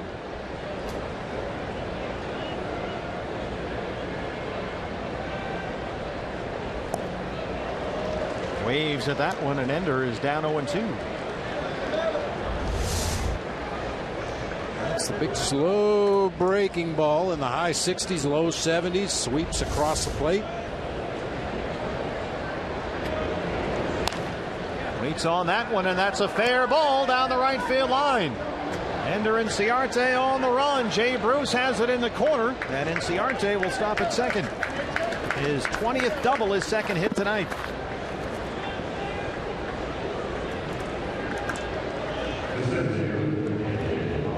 Lamb tried to double up on that big curveball, left this one too far inside. Ender able to keep it fair down that right field line.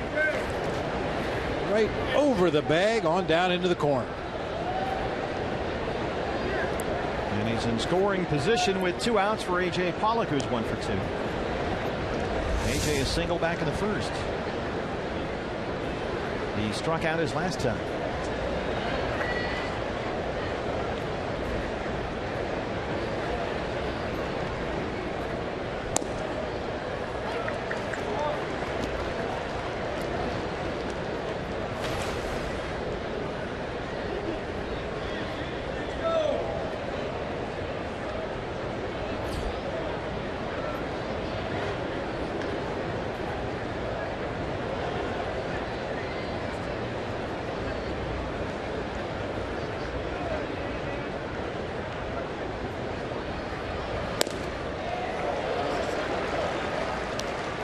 Oh, 0-2.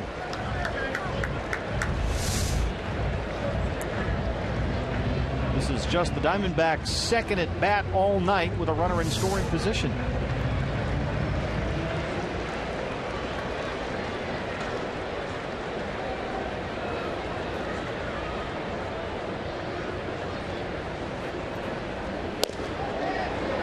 Inside, 1-2. Right now, A.J. Pollock is fighting the temptation to turn around to Marty Foster and say, that's the same pitch you called me out on last time I was up here. Rung him up for strike 3 back in the 3rd. Exactly right. Well, they say they all even out, right? I don't believe it. There goes Cincinnati. A.J. fouls it off. Ender takes off for 3rd there. Okay, quick story. I was playing in a youth league game in a little town out in rural Ohio when I was a youngster, and there was an adult beverage dispensary right behind home plate of the field. And sure enough, the umpire came out of the bar to call the game for us. And he called a bad pitch on me, and then he called a good pitch, and then he called a bad pitch. I said, well, that was the same one you just called a strike. He said, okay, strike 3, you're out. You talked him into it. Yeah. Nice job. Reeking of wild turkey, so I decided, yeah, maybe you're right. I'll just go sit on the bench now, sir. The one ump that actually listened.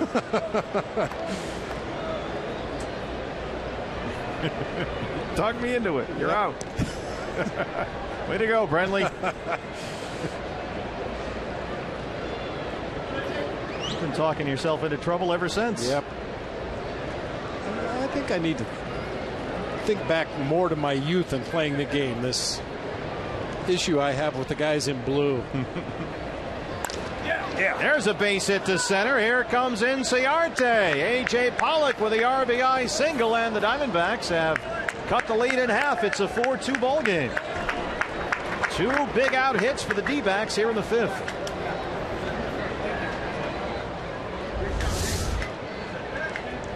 Big two-out knock by A.J. Pollock. Right back up the middle of the field. Cleared that front hip and front shoulder out of the way on an inside fastball and lined it into center field.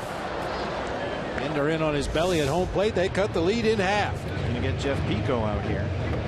Oh, you know, last year we knew that A.J. Pollock was improving to an all-star level. You could see it. And then on May 31st, he was hit by that Johnny Cueto fastball. Broke his hand. So what we didn't get to see was if he would sustain that level of play throughout the year. Well, this season, I mean, we're seeing him not only sustain but improve and excel. I mean, since July the 1st, he's hit over 340, and he's 2 for 3 tonight. You know, and just with more experience, more knowledge of opposing pitchers, more knowledge of opposing base runners, his steals are way up this season. Every aspect of his game just continues to improve. Goldie now 0 for 2, a strikeout victim his last time up.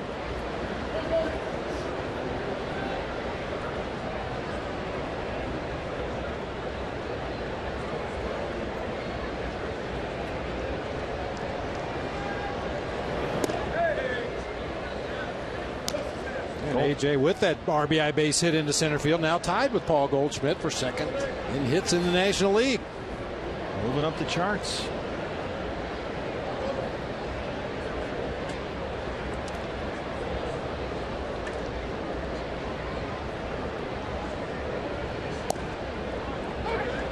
One and one.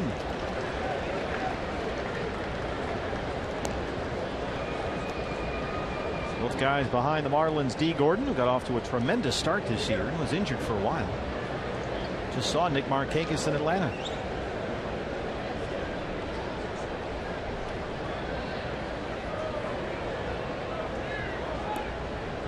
Goldie's last home run July 27th at Seattle. Now 20 games without a homer.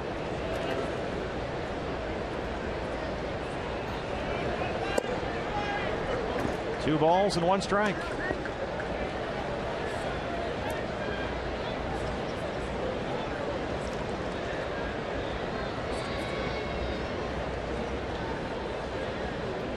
Ryan Matthews has started throwing in the Cincinnati bullpen.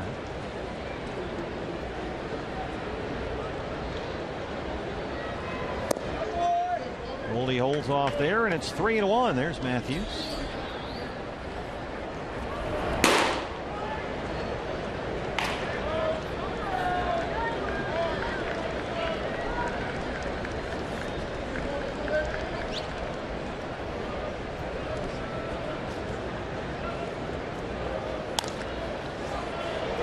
Short fly out to right. Bruce coming in, and he's got it. Goldie 0 for 3. Chris Owings gets it started. Now home run to lead off the fifth, his fourth of the year. A.J. Pollock follows with a 2-out RBI single, and it's a 4-2 ball game in the fifth.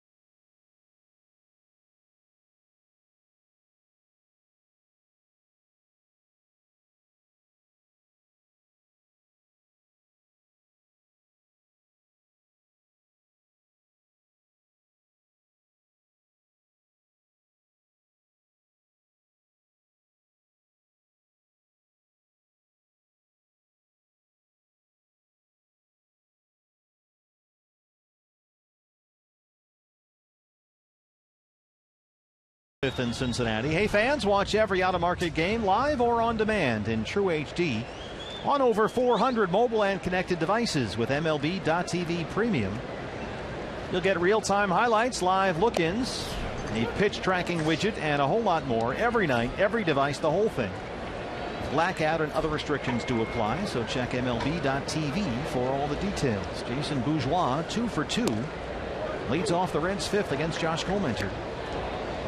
And Josh's 3rd inning of work, relieving Patrick Corbin, who was yanked after 2. A triple, a single, he scored twice. Eugenio Suarez using the Todd Helton theory of on-deck hitting. Get over there as close as you can. Try to get a look at Josh Colementer's deliveries. He's almost directly behind the left-hand batter spots. 1-2 is hit out to second. Chris Owings is there, and Comenter has retired all 7 he's faced. 1 out in the 5th. Here is Eugenio Suarez, 2 for 2, a pair of singles, and he's twice gotten himself thrown out on the bases. Once at third to end the 1st, and then once at home plate to end the 2nd. And the word from Rob Butcher, who does such a great job here in the Red staff, is that in New York, on that out call that was challenged at home, they looked at all the relevant angles, and the replay official could not definitively determine that Suarez's hand ever touched home plate. And so it was ruled call stands, which was out at home on the tag by Castillo.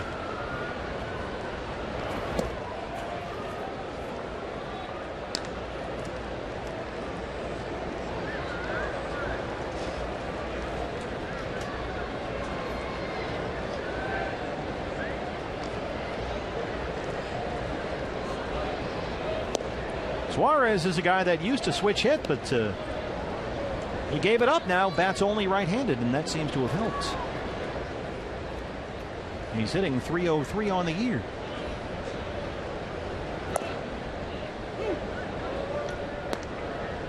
Two and 2.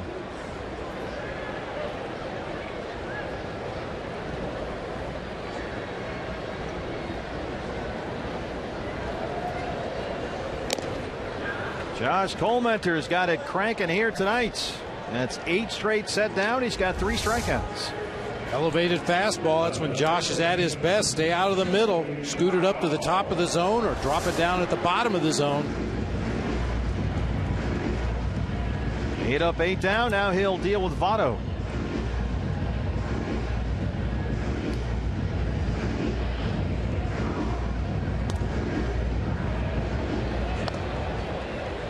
It's funny with Votto, 390 since the All-Star break, and over the last month he's really been sort of the perfect mix of what everybody seems to want Joey Votto to be, which is a guy that just crushes the ball, and he's been doing that certainly lately. He's got 7 homers in 31 games in the second half of the year, but he's also got that ridiculous on-base percentage of just about .550. So he's really doing it all here the last month. He's taking his walks, he's getting on base, he's hit for power. It's hard to imagine, but he just keeps getting better. This is one thing that's been good for Joey Votto since he got to the big leagues, but since the 2012 season, he's got more walks than strikeouts. Pretty short list. Yeah, it's like those guys, you know, DiMaggio and Williams, all those guys in the 40s and 50s that were like that. And now the strikeouts are so rampant, you never see that anymore. A much bigger part of the game than they used to be.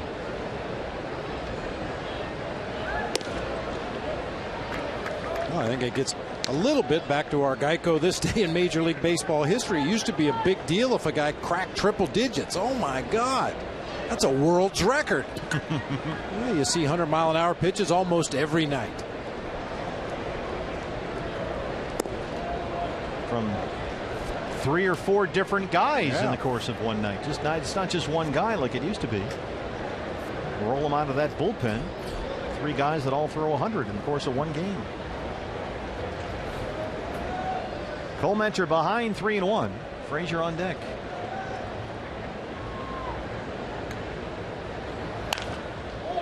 Into the shift.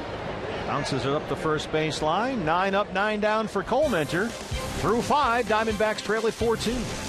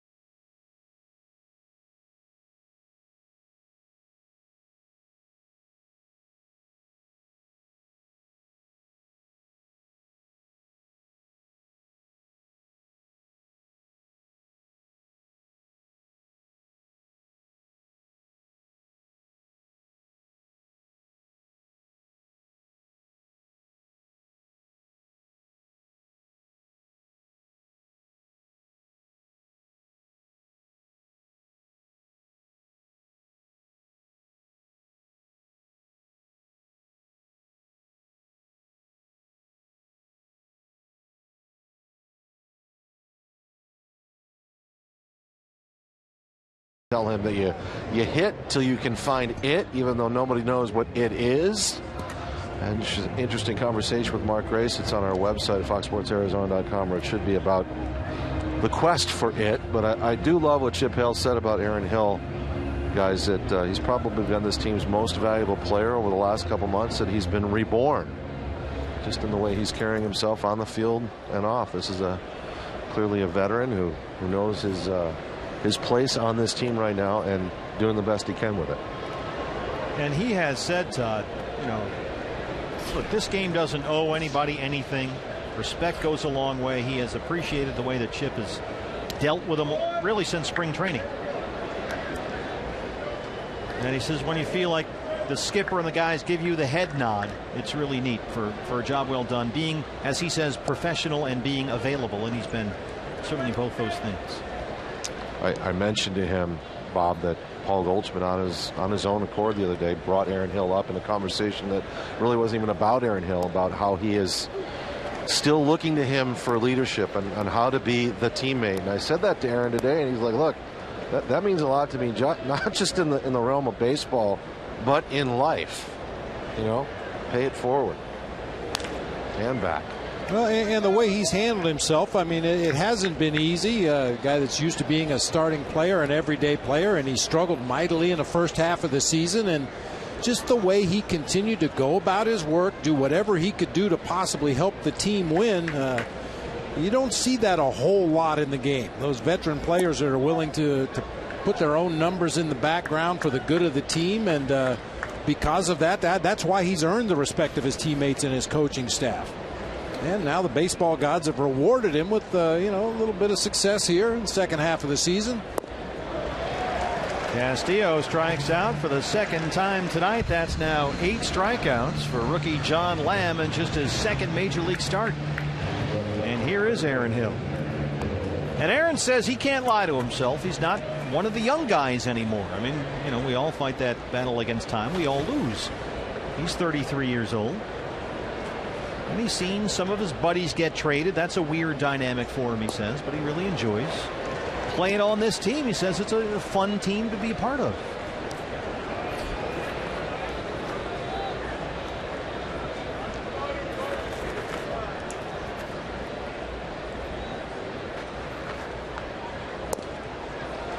A lot of off-speed pitches already in this inning for Lamb.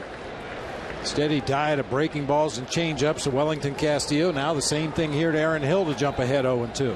He's had 105 pitches, 67 strikes.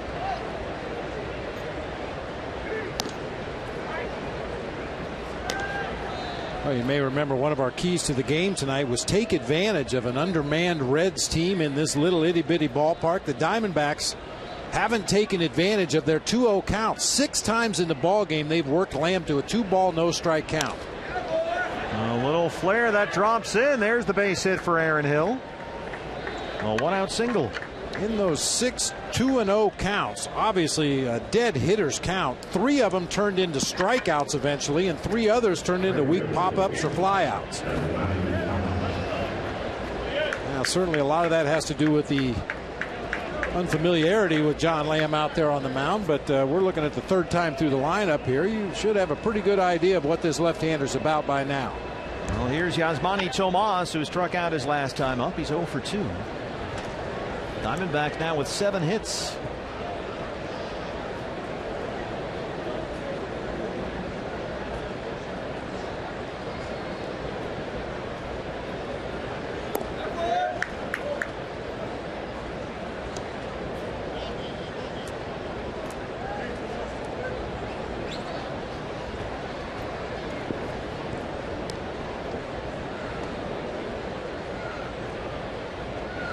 Tomas 2 for 16 on the road trip so far.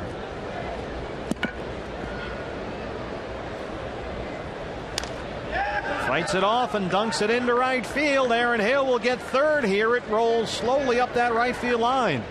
A single for Tomas. Runners on the corners now with 1 out.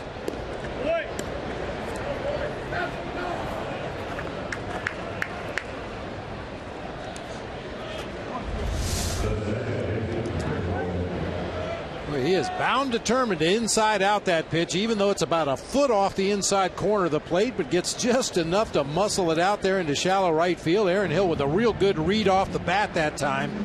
Easily advances from 1st to 3rd. Mound visit for Jeff Pico, the pitching coach, with Lamb at 109 pitches. And the tying runs aboard here in the 6th with 1 out.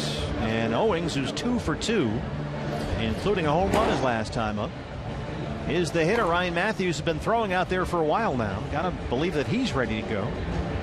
This could be a long stall tactic, and Marty Foster about to end that right here.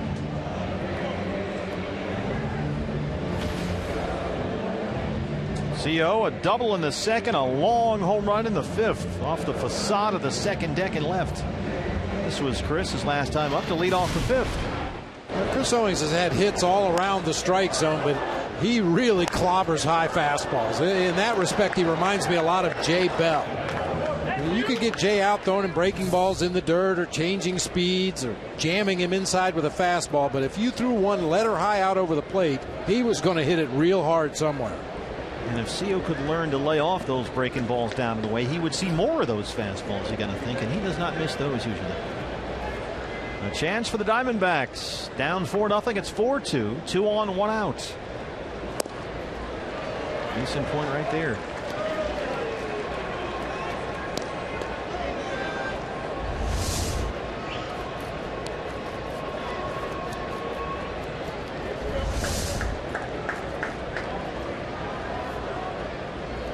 A 110 pitches for Lamb now. 70 strikes. The 0-1.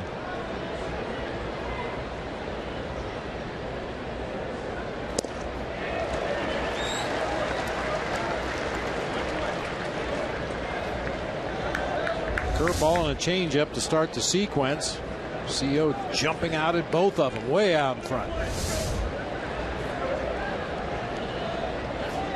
Now, if he follows his pattern, Lamb will probably throw a high fastball here off the plate away, just to give Chris Owings that velocity again. Here's my fastball somewhere you can't hit it. Threw it right down the middle of the plate. It drops in front of Bourgeois. Aaron Hill had to hold up. He'll come in. It's another hit and an RBI for CO. And it's a 4-3 ball game. Chris Owings 3 for 3. That's a good take advantage right there. An 0-2 pitch right down the heart of the plate after chasing 2 off-speed pitches. Lamb just bites off too much strike zone. CO's ready for it. And Brian Price has seen enough. That's going to do it for John Lamb in his 2nd major league start. Pitched a good ball game through 4, hit a few bumps in the 5th, and now more here in the 6th. But he gave him 112 pitches. Diamondbacks back within 1. Back after this.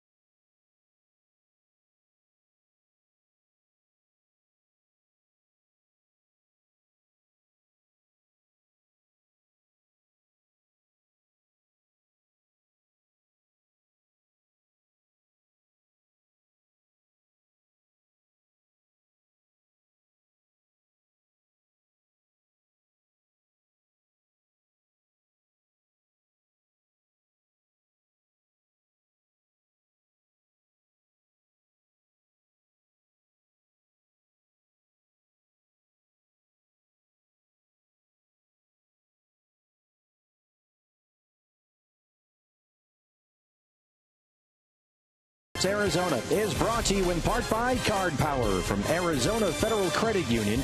Now that's the power of us. And by Phoenix International Raceway. Join PIR on November 15th for NASCAR. Visit us at phoenixraceway.com and get your tickets now. Living on the air in Cincinnati. Diamondbacks threatening here. Down 4-0 at one point. It's 4-3, 2 on, 1 out, and the new pitcher for the Reds, the right-hander Ryan Matthews. Yasmani Tomas is at second. Chris Owings is at first. 1 out for Nick Ahmed.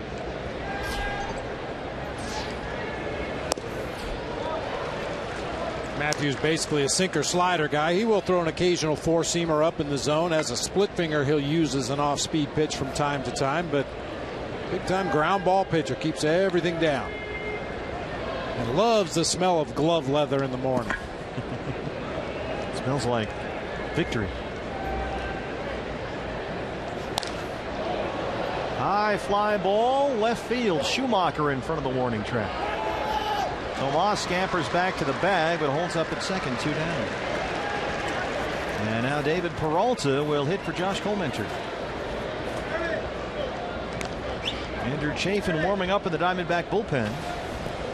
It was a short night for Patrick Corbin. He lasted only 2 innings, got knocked around by the Reds. Colmenter worked 3 perfect innings of relief with 3 strikeouts. And Chafin, bottom of the 6th, Peralta hits for Colmenter, 2 on, 2 out.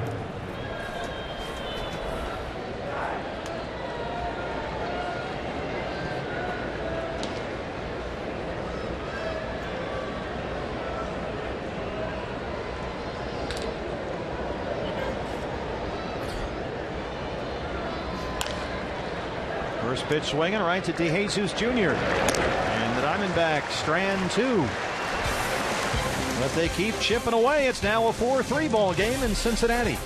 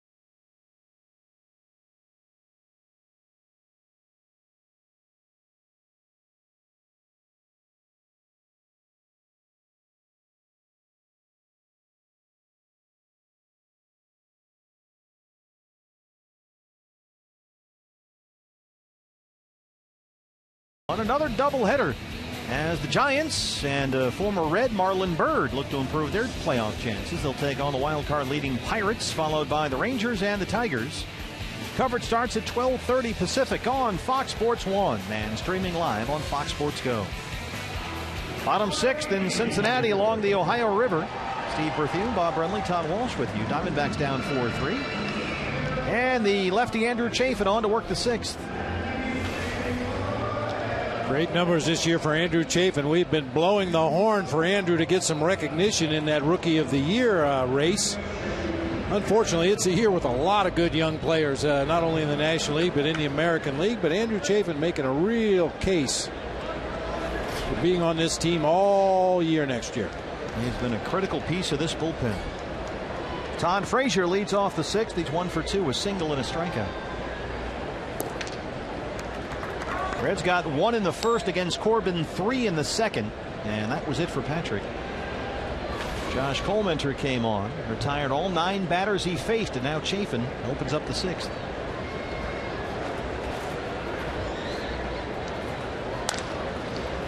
Over the mound, Chris Owings.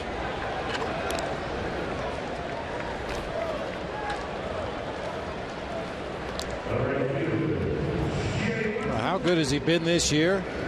Among active pitchers, the second longest consecutive scoreless inning streak.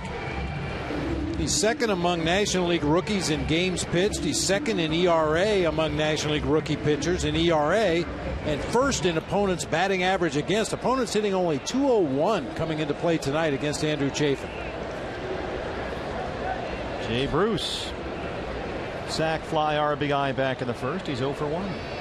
Shift is on for the Diamondbacks. Bruce's only home run this month. He's really slumped.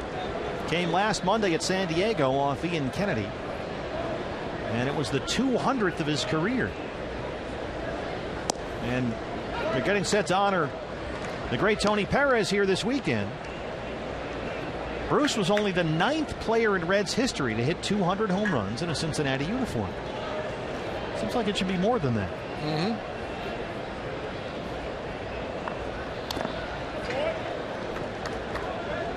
The doggy. The single best slider pitcher hitter I ever caught behind. I never thought I'd say that. Nobody hits sliders well, but he did. He could rake a slider to the opposite field. I'll have to ask him when he's going to be here this week. And I believe he started as a third baseman, I want to say. I think you're right, yeah. But they're going to honor Tony Perez with a statue here. They have some great statues out front of the ballpark. Johnny Bench and Joe Morgan and Frank Robinson, some of the Reds greats. Tony Perez gets a statue here this weekend. Bruce strikes out. Diamondback pitchers have now retired 11 straight Reds. 2 down for De Jesus.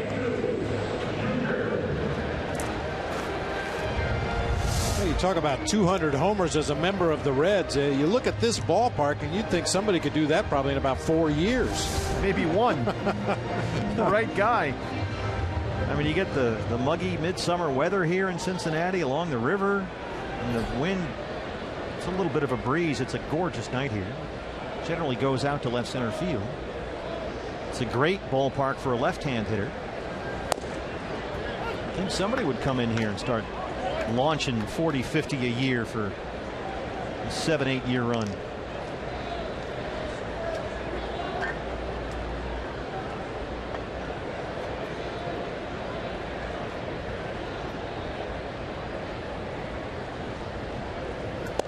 You know, it always helps when you're playing a strange golf course to have a little local knowledge. Well, that area right there behind those umbrellas kind of opens up to the skyline of downtown Cincinnati, and we're told by the locals that occasionally you'll get a breeze blowing through that opening right there on the third base side of the field, and everything blows out of the ballpark. Yeah, if you're a left-hand power hitter, this is the place for you.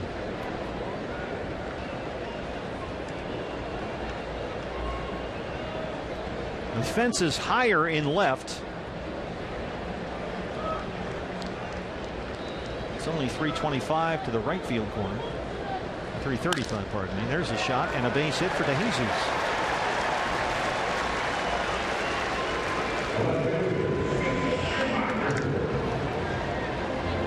That's the first Reds hit since Votto's double in the second near Skip Schumacher.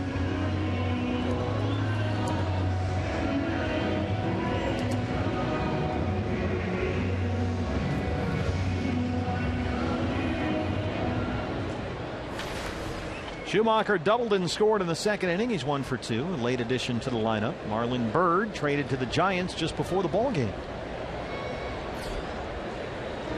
And you were mentioning an altercation or incident with Byrd in the dugout in the ball game last night. Well, the Reds clubhouse, following their loss to Kansas City last night, was closed for a full half hour after the ball game, and by the time the media was allowed in, all the players were gone. So there was something that they didn't want to discuss or bring to light with Marlon Byrd, and now he's a Giant.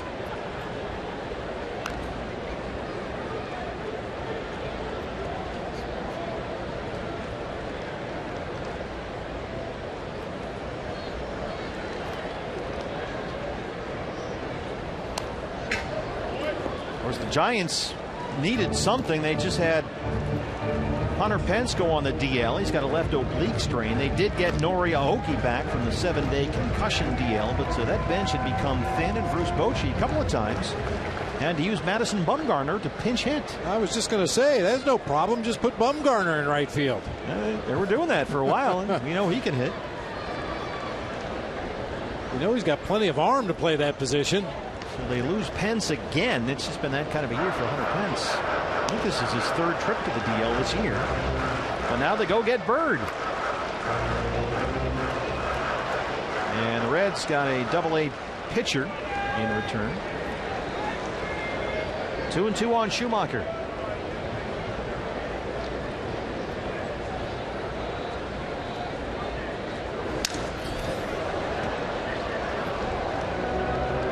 Right in on the hands of Skip Schumacher that time. That bat goes down.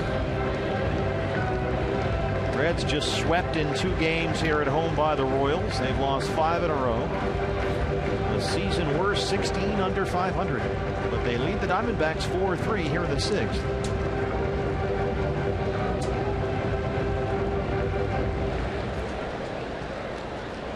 D-backs were down 4-0.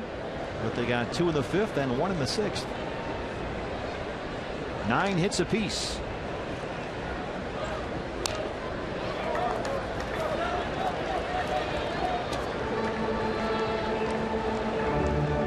Schumacher, this is only his 27th start all year. He's their #1 pinch hit guy off the bench. He does not bat a lot when he's not pinch hitting.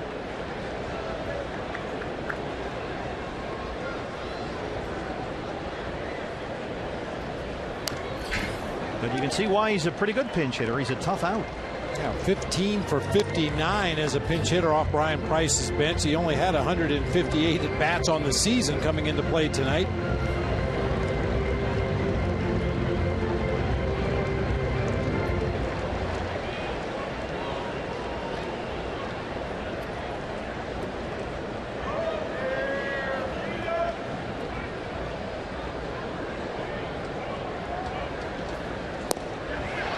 Chafin gets the strikeout, his second in the inning, and they strand the 2-out single. Here's what's next, brought to you by CenturyLink. Top of the order for the Diamondbacks. That means A.J. Pollock, who so far is 2 for 3.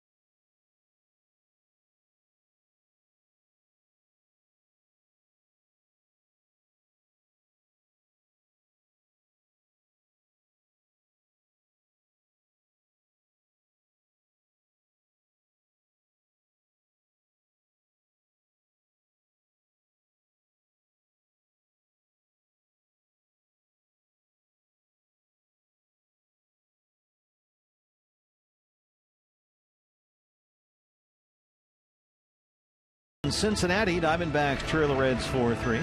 Take a look at our Chevron upcoming pitching matchup for tomorrow. Diamondback Live pregame show at 3:30 in the afternoon here on Fox Sports Arizona. Ruby De La Rosa against former D-backs great David Holmberg. Part of that all-rookie Reds rotation.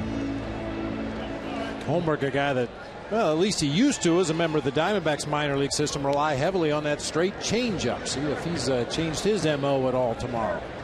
Saw Randall Delgado in that shot. Randall will come out of the bullpen and start on Saturday. Jeremy Hellickson on the DL today with a hamstring situation, so Chase Anderson comes back up from AAA and he'll start Sunday. Ender has singled, doubled, and scored a run, 2 for 3. 6 for 20 on the road trip. Down 0-2. Ryan Matthews got Ahmed to fly out and Peralta to ground down to end a Diamondback threat the last inning. D-backs have stranded 6.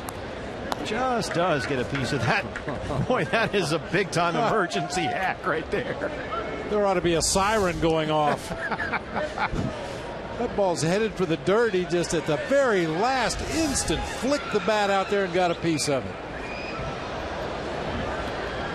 Well, make it count.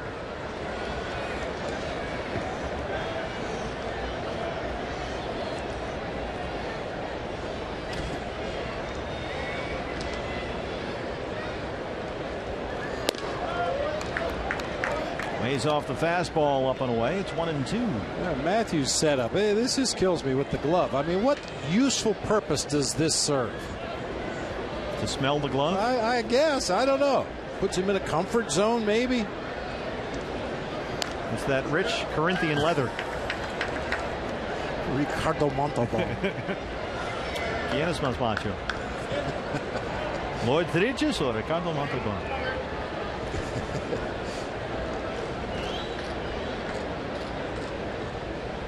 Smell the glove.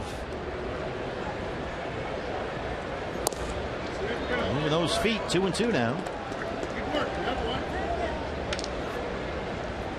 I want to make that emergency hack stand for something. So you battled back even in the count now. Nominated for worst swing of the year, but in a great way. Saw a fly out to Schumacher. 1 down in the 7th. As promised earlier in the game, the Data Strong fan photo has been selected. Tweet your strongest fan photo to AZ Data Strong Fan for a chance to be featured in an upcoming broadcast brought to you by T-Mobile. There's A.J. Pollock.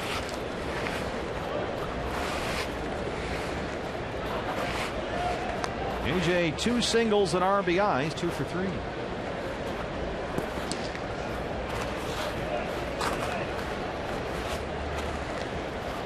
And here Goldie pawing the dirt down there in the on-deck circle. There's a mic right by the on-deck circle. He's like a horse when they drag their hoofs or feet or hooves. Listen to that.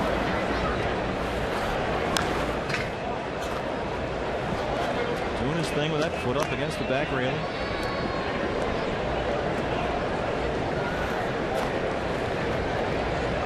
I remember the very first pair of metal cleats I ever had. Walking around looking over my shoulder at the tracks I left in the dirt behind me. It was so cool to be wearing real cleats. Not those plastic ones you have to wear in Little League, you know, little nubs on the bottom of the shoe. AJ blasts that out to left. Schumacher on the run. He can't get it. And Pollock's aboard. AJ in at second, his 3rd hit tonight.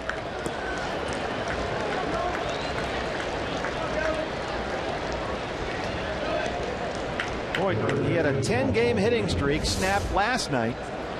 And he's starting a new one big time here tonight. Back with a vengeance. Waited nicely on that slider right there. Lined it toward the gap in left center. We've seen Schumacher make tougher catches than this. He just kind of had his glove in a bad position right there. Able to knock it down, but wouldn't be an easy play, but we've seen him make tougher plays. Yeah, he kind of handcuffed himself, it seemed like, on that one. 29th double for AJ. Here's Goldie 0 for 3.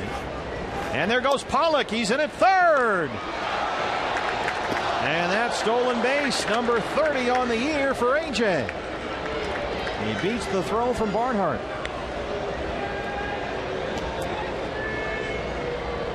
Ryan Price giving the umpires the hold a minute signal.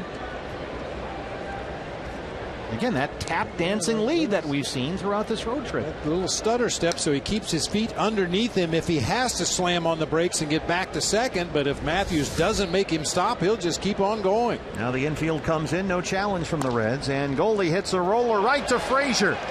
AJ's going to tap dance around back there. He thought about it. Frazier did a nice job to snag that one, and they just sort of stared at each other for a moment. And as soon as he threw to first, AJ breaks for home and then changed his mind. A little cat and mouse there between the third baseman and AJ Pollock, the base runner. Came about a third of the way down the line, but no chance to make it home. So big out there for Matthews. 2 down now for Castillo, and the infield will play back.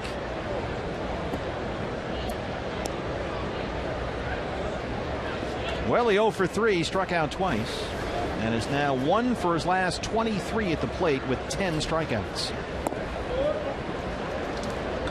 This is the same guy that you couldn't keep in the ballpark on our last 10-day road amazing, trip. isn't it? That's the way baseball goes.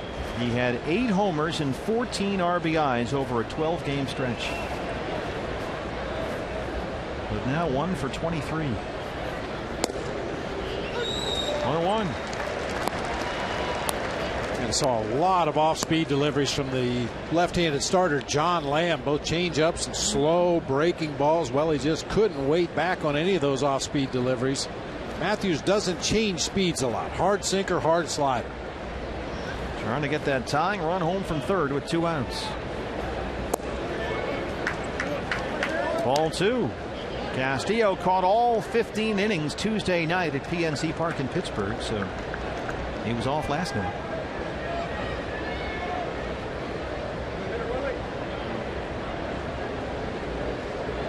See if we can get some beef on the menu here in the Natty, as the kids call it. Shot foul.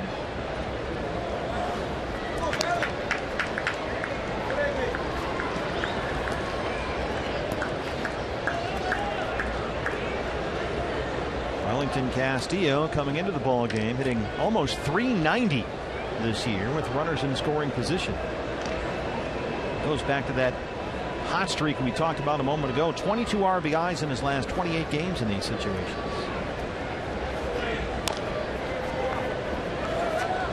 A little 2-out something here. David Hernandez in the Diamondback bullpen.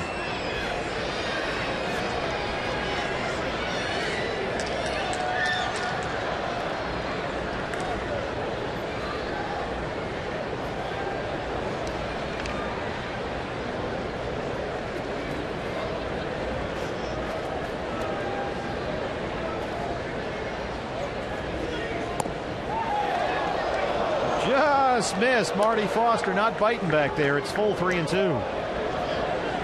He's been a little inconsistent on that inside corner. That appeared to be off the plate inside, and our Fox tracks would show that it's clearly off the plate inside. Look at where they're pitching well. Everything down and in.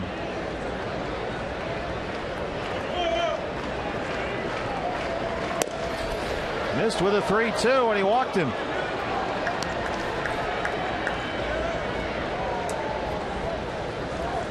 First walk of the ball game issued by either side, and now it's Aaron Hill. Aaron singled and scored his last time up.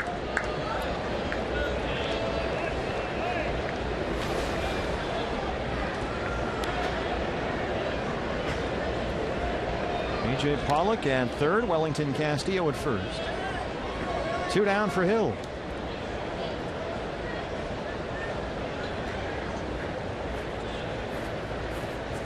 Aaron hitting .292 since the All-Star break.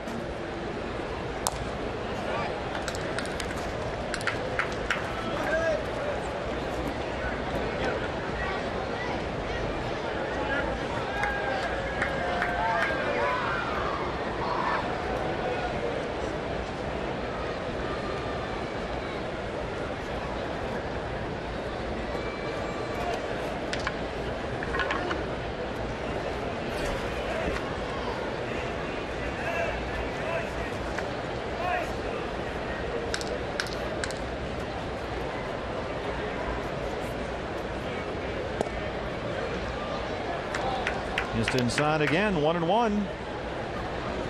Matthews been trying to live in there all inning long.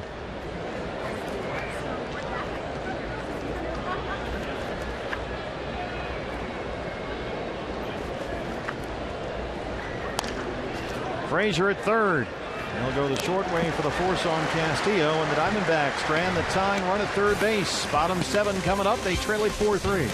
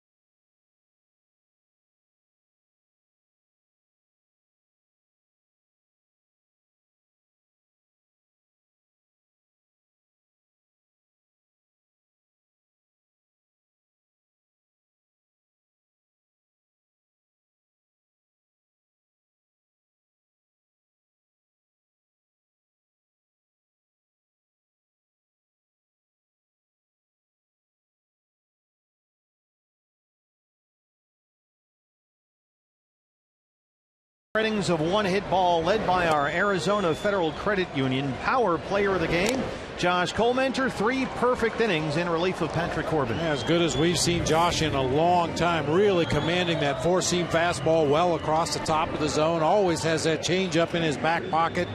Gave Chip Hale exactly what he needed tonight. Keep the team in the ball game, give the offense a chance to get back in it. So Colmenter, 3 perfect innings. Andrew Chafin got 3 outs in the 6th, a couple of strikeouts, and now it's David Hernandez to open up the Cincinnati 7th against the catcher, Tucker Barnhart.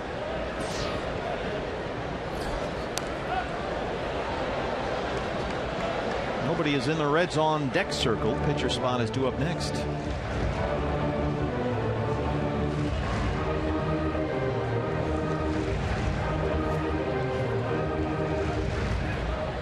And now it looks like we'll see Brennan Bosch, the left-hand hitter, will hit for the pitcher Matthews.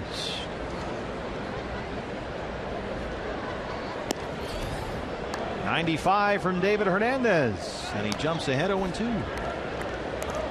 Well, think about the Reds' offense in this game. They were prepared for Patrick Corbin, a left-handed fastball slider pitcher. He's out of the game after 2 innings. Now you got Josh Colmenter out there throwing tomahawks in the mid-80s with a nasty straight changeup, and then David Hernandez flame throwing out there. And he punches out Barnhart to open up the 7th. The Reds have only 1 hit since the 2nd inning, and that was DeJesus in his 2-out single against Chafin in the 6th. Other than that, they have had nothing against the Diamondback bullpen. And here comes Mike Harkey. Brennan Bosch, the left-hander, will hit for the pitcher. Just called up yesterday when Billy Hamilton was hurt from AAA Louisville.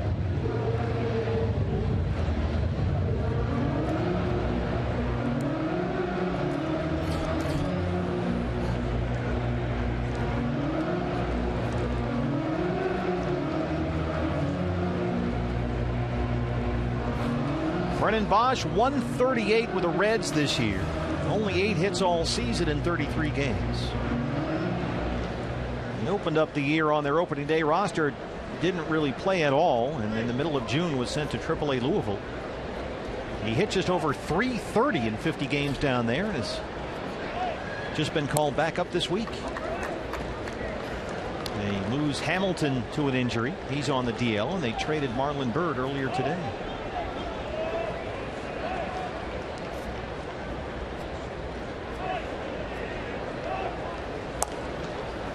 Excuse me, swing and bunt. Castillo's on it. 2 down. Runs well up the line in those shoes.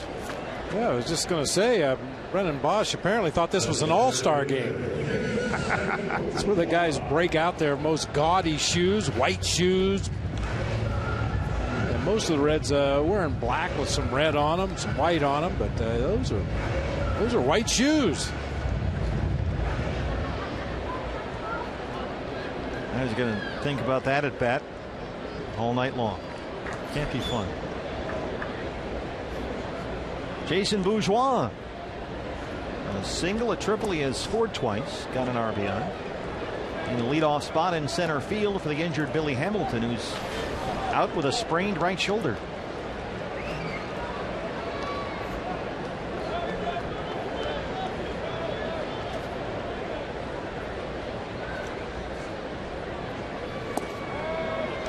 Missed away. Hernandez behind 2-0.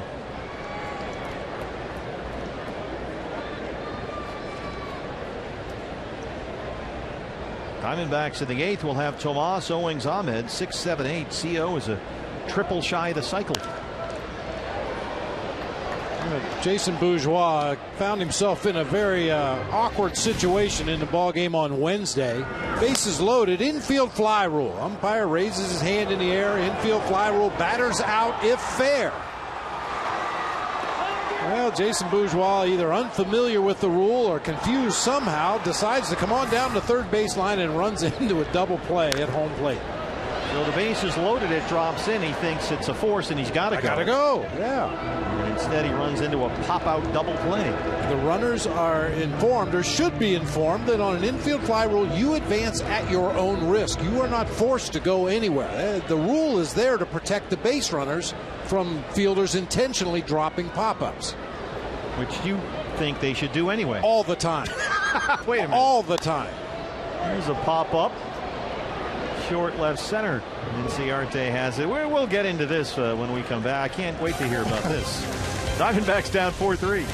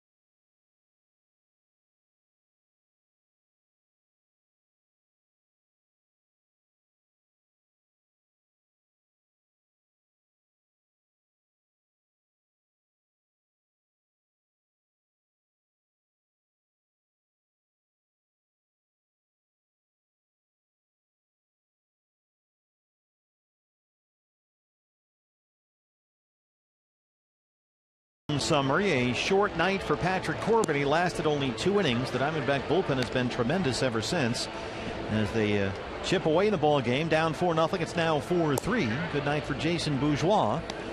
2 hits, a single, a triple. He scored twice. He's got an RBI after he ran into an embarrassing double play last night. And here you go, infield fly. Yeah, as long as it is a controllable ball. By that I mean when this ball lands on the ground, it's going to stay right there. It's not going to bounce into foul territory or anything. I say let them drop every time. I'll take my chances that one or more of those 3 runners is going to be unfamiliar with the rule or get caught up in the moment and think they have to advance, just like Jason Bourgeois did. Now, not that that's Jim Riggleman's fault, the third base coach, but where is he? I mean, tackle the guy if you have to. Don't just watch him run into an out because he doesn't know the rule. I would be willing to guess that Jim Riggleman's explanation would be, I assumed that he knew the rule. Well, you know what happens when we assume. We sure do know. So the only reason it dropped was there was some confusion there, obviously, about who was going to catch the ball for the Royals. Here's the right-hander, Burt Badenhop, who's out there for the gate. Tomas, Owings, and Ahmed, 6, 7, 8. Yeah, I like my odds. I only need one guy to be unfamiliar with the rule. Turn it into a double play. And the umpires signal with their arms raised up there when the ball is at its apex or so the base runners know, okay, we're already out as long as it lands in fair territory. It's been that kind of a year for the Reds.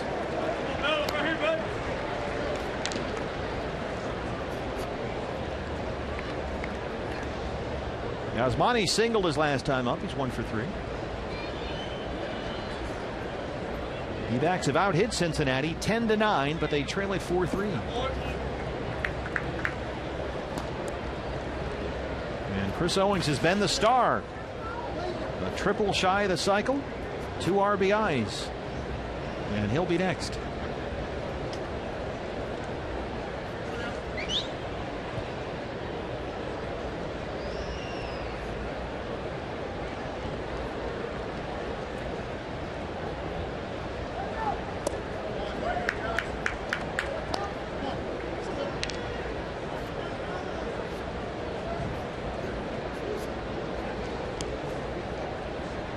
Burt Badenhop.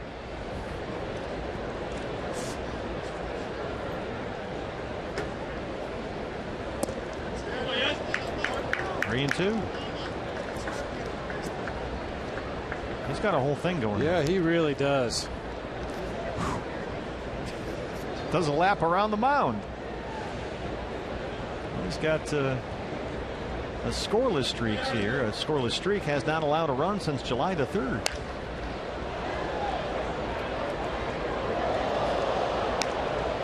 "20 games, 18 1/3 scoreless innings consecutively." That's a lot of walking around the mound. A lot of walking around.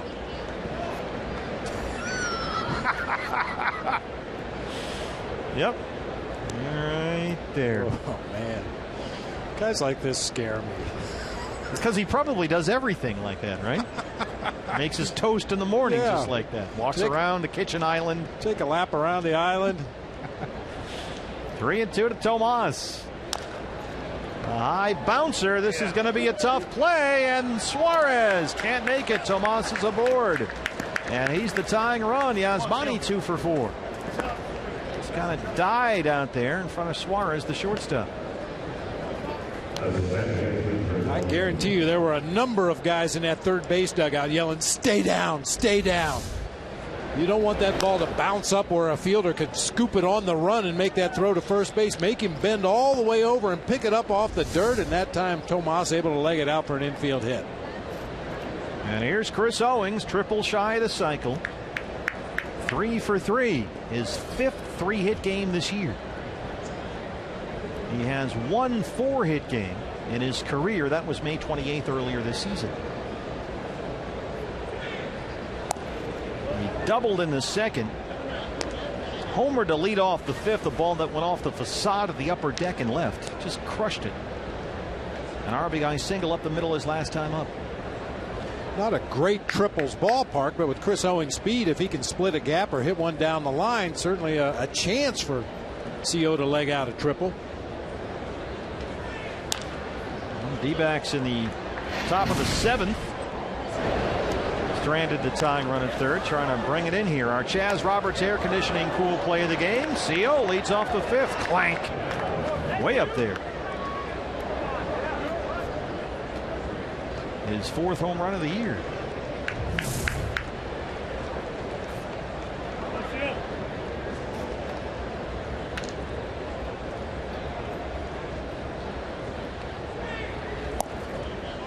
That's in there first strike.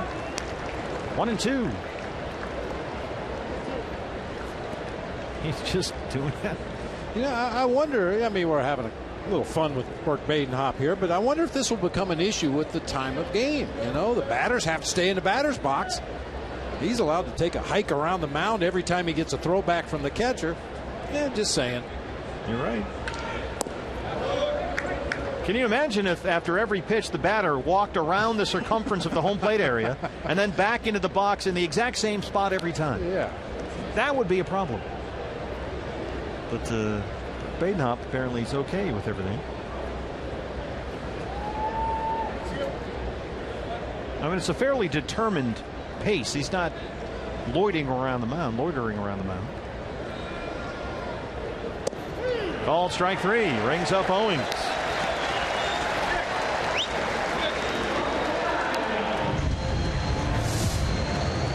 Tailing fastball that time from Badenhop. He gets a lot of movement, doesn't have a lot of velocity. 89 that last time, but really has a lot of wrist action at the end of his delivery to get that tail.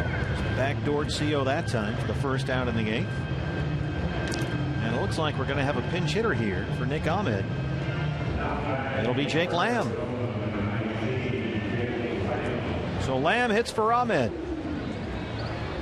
And Saltalamacchia is on deck. He would hit for the pitcher. Jake at 268, 5 home runs. Well, this is where it really helps to have versatile infielders, guys that can play multiple positions. Jake Lamb will stay in at third base. I would assume Aaron Hill will move to second base and Chris Owings over to shortstop. Jake 1 for 11 in the Pirates series. The one hit was a home run Monday.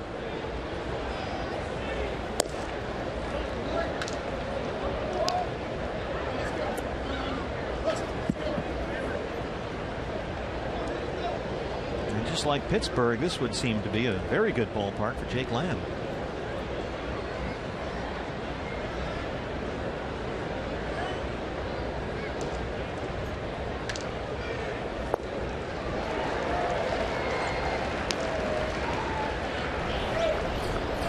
Daniel Hudson. Bullpen night after Patrick Corbin went only 2 innings.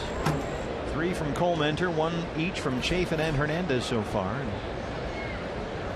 They have done a tremendous job giving up just 1 hit between them.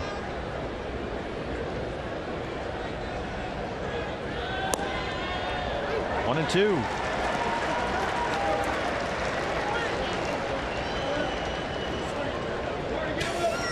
It's just going around.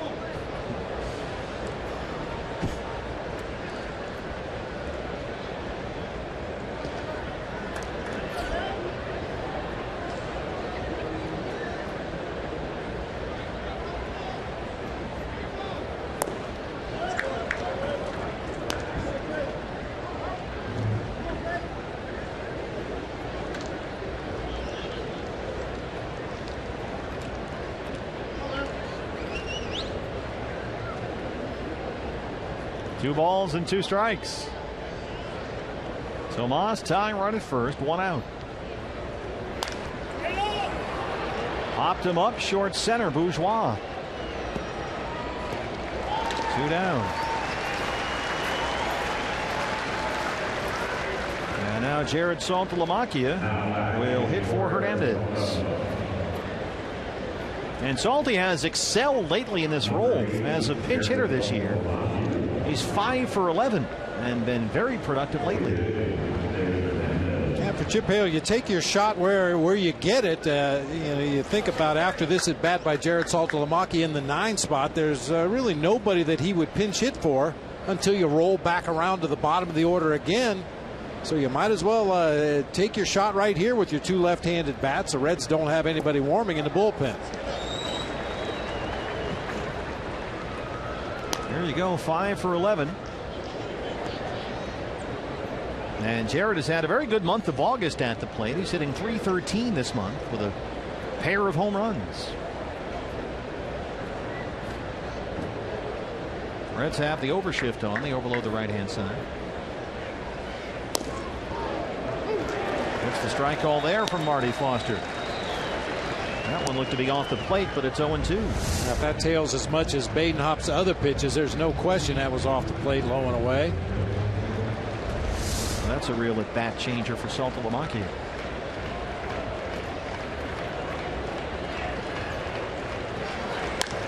He goes the other way toward the left field corner, and that ball is off the base of the wall. Here comes Tomas. They're going to have to stop him at third, and it's a double for Saltalamacchia. How about 6 for 12 as a pinch hitter this year? Not bad. Hey, how about that? Took the pitch before, a called strike. This one maybe even a little farther out of the strike zone away, but Saltalamacchia protecting the plate with 2 strikes, lines it down into that left field corner for his 8th double of the season. That was a very similar pitch to the one that he just took for a called strike. Bangs that one off the base of the wall out there in left field. Well, once again, just like in the 7th inning, the Diamondbacks have the tying run at third and in need of a big 2-out hit. And it's Ender Inciarte.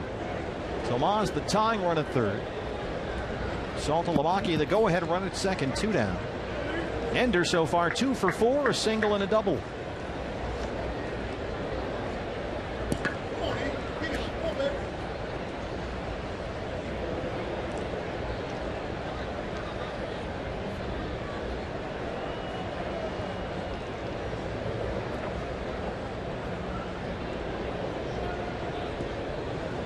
D-backs have out-hit the Reds now 12-9, but still trail.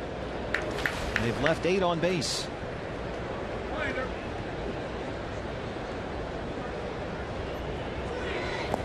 Ball 1.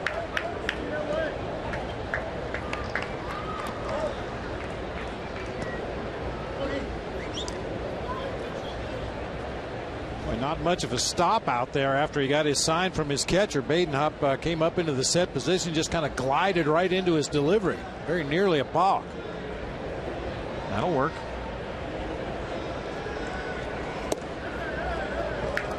Ender ahead 2-0.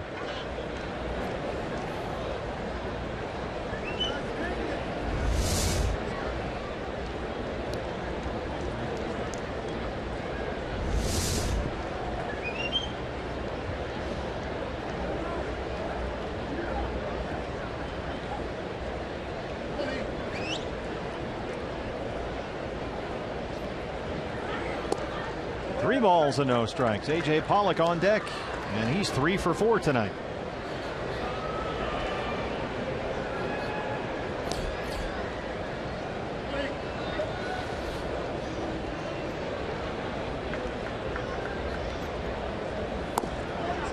They walked him. The bases are loaded. Sure looked like a pitch around right there to get the right-handed hitting A.J. Pollock to the plate, which is just fine with the Diamondbacks. A.J. with 3 hits and an RBI and a stolen base in the game already tonight. Here's Jeff Pico, the pitching coach. Yeah, while Jeff Pico's making a trip to the mound, we alluded to another this day in baseball history that took place on the Yankees team bus.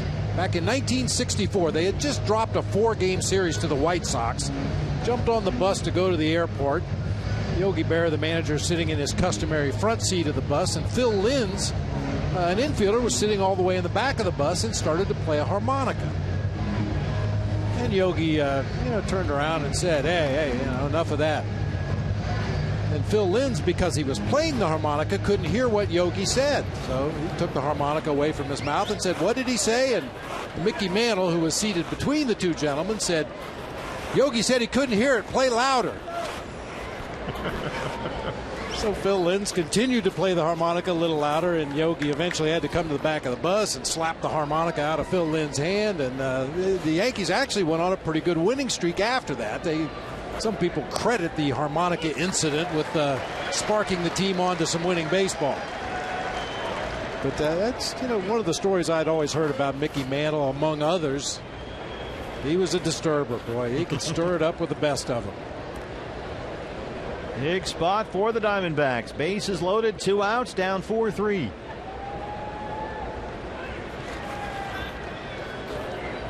A ball and a strike to A.J., who singled in the first, an RBI single in the 5th. He doubled his last time up. A.J. Hoover warming up at the Red bullpen. You've got Tomas at third, Saltalamacchia at second, and Ciarte at first.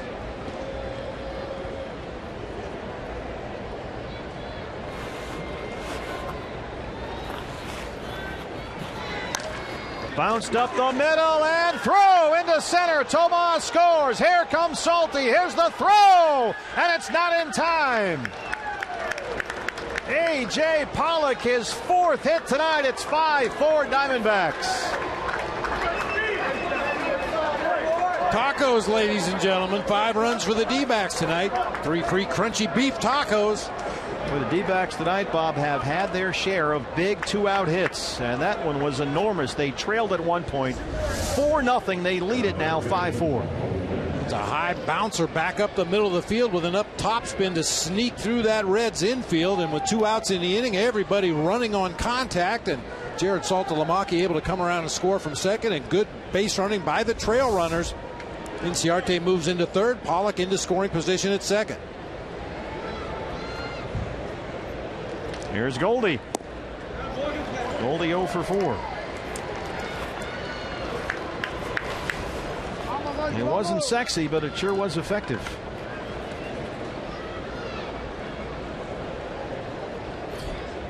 Chris Owings 3 for 4. A.J. Pollock 4 for 5.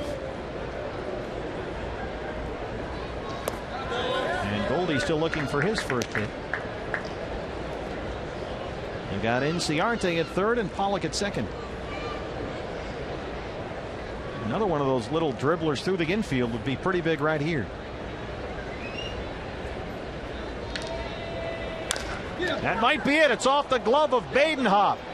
Suarez at shortstop recovers and makes a nice play to throw out Goldie. So they strand 2, but they get 2.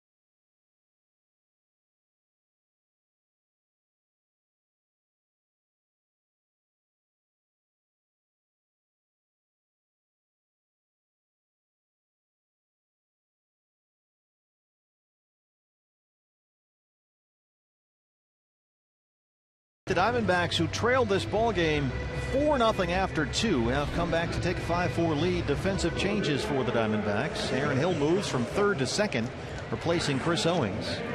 Jake Lamb takes over at third for Aaron Hill, and CO moves to shortstop in place of Nick Ahmed. And the new pitcher for the Diamondbacks, Daniel Hudson. It's been a bullpen game. The bullpen has been outstanding after Patrick Corbin was pulled from the game after just 2 innings. Josh Colmenter 3 perfect innings. Chafin worked the 6th, Hernandez the 7th, now Hudson here in the 8th. As Eugenio Suarez, the shortstop, leads it off. The bullpen has allowed, since the end of the 2nd inning, only 1 Reds hit. A 2-out single by DeJesus in the 6th. That's been it.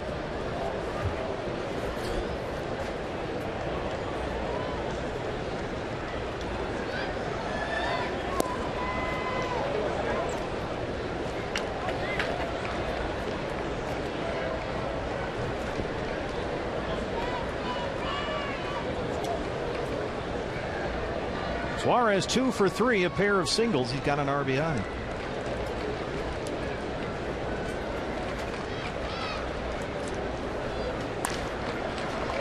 One and two. Take a look at our State Farm report of the game. Daniel Palka at Class A Visalia roll high to a home run yesterday versus the Modesto Nuts. How about this? He leads the Cal League in extra base hits and total bases.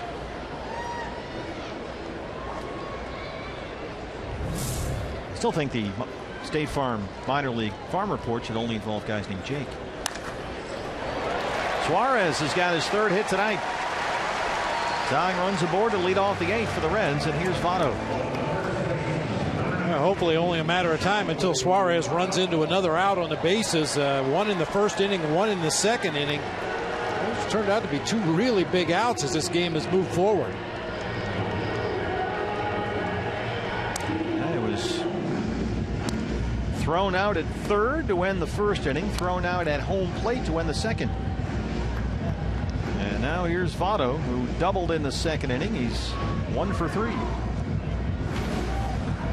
Votto has homered 3 times in his last 7 games, including last night. And the Reds were beaten by Kansas City here 4-3.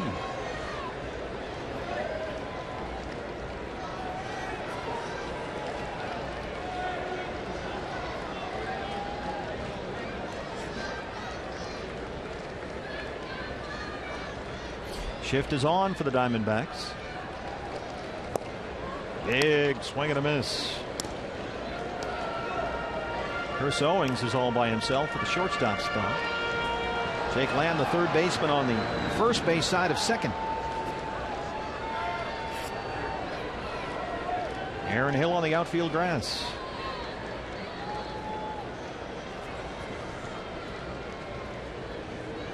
Oh, 1 to Votto. Strike 2, says Marty Foster.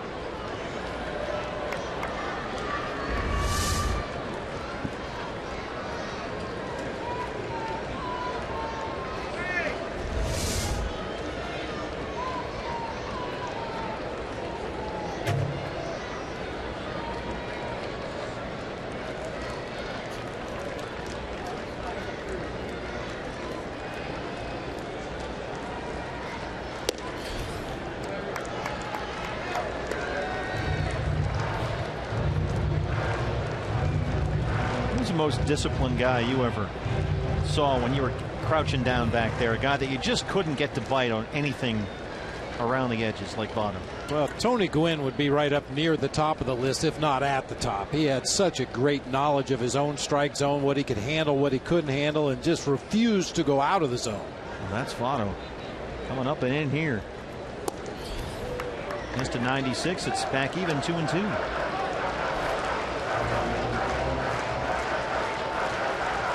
On base percentage since the All-Star break of right about .550.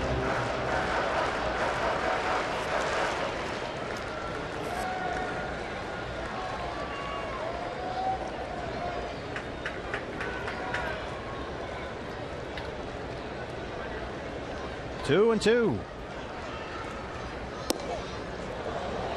Votto down 0-2, and now it's a full count.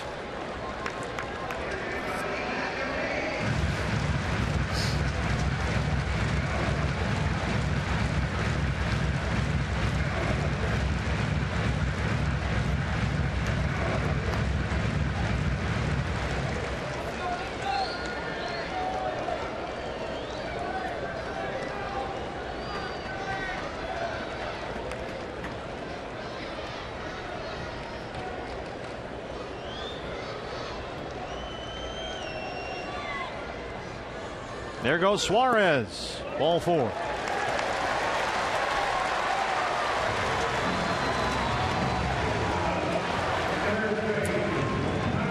Two on, nobody out. And here's Frazier. First walk issued by D-backs pitchers tonight. Frazier singled in the first. He's 1 for 3. The home run derby champ.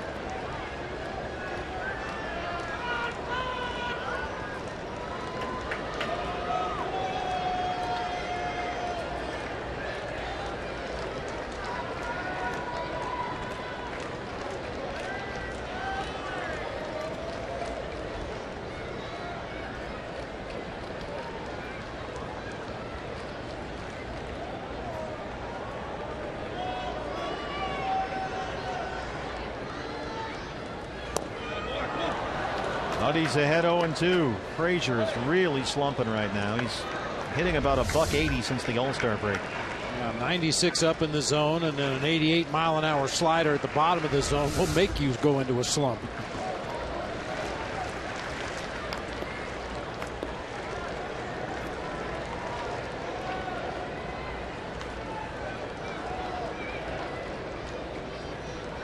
Suarez is the tying run at second. Votto the go-ahead run at first.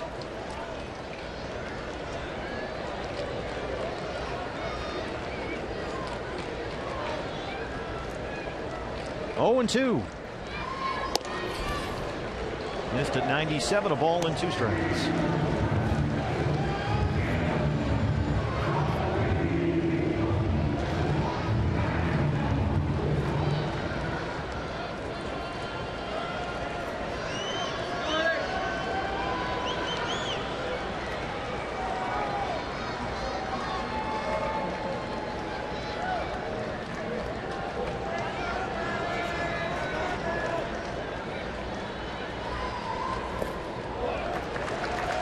Two and 2. Nutty 14 pitches, 7 each, balls and strikes. Suarez at second, Votto at first.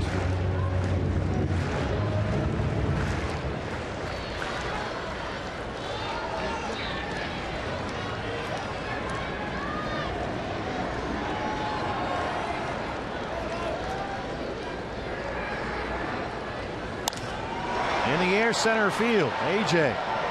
Suarez at second. He will hold there. And that's the first out in the 8th. Brings up Jay Bruce. Jay Bruce drove in a run with a sac fly into first. He is 0 for 2, struck out his last time up. Game 2 of this 4-game set tomorrow right here on Fox Sports Arizona. Diamondbacks live pregame show at 3:30. Ruby De La Rosa against former D-back David Holmberg.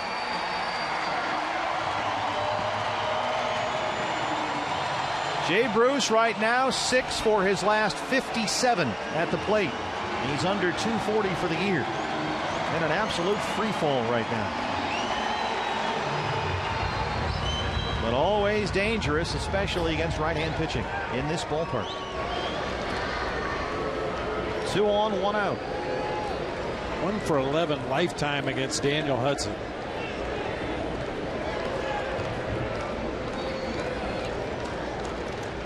Goldie was kind of sneaking in behind Votto at first, and Bruce caught that out of the corner of his eye and stepped out.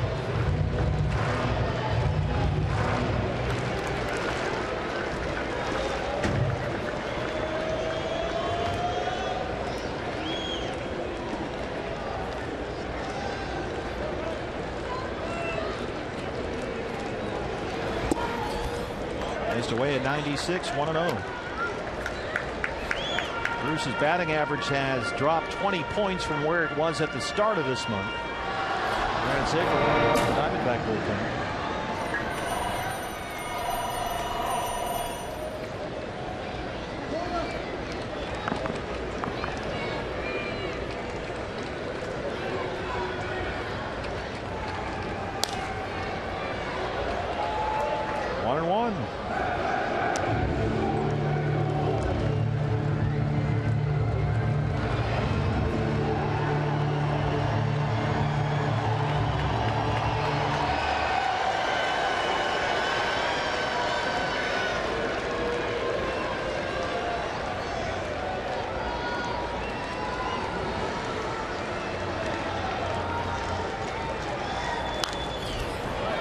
Out of play. A ball and 2 strikes on Jay Bruce. Ivan De Jesus Jr. is on deck.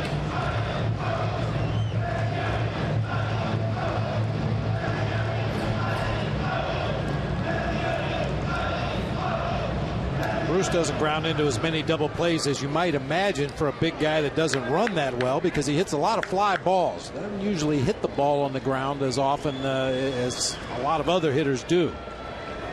Usually it's either a fly ball or a strikeout.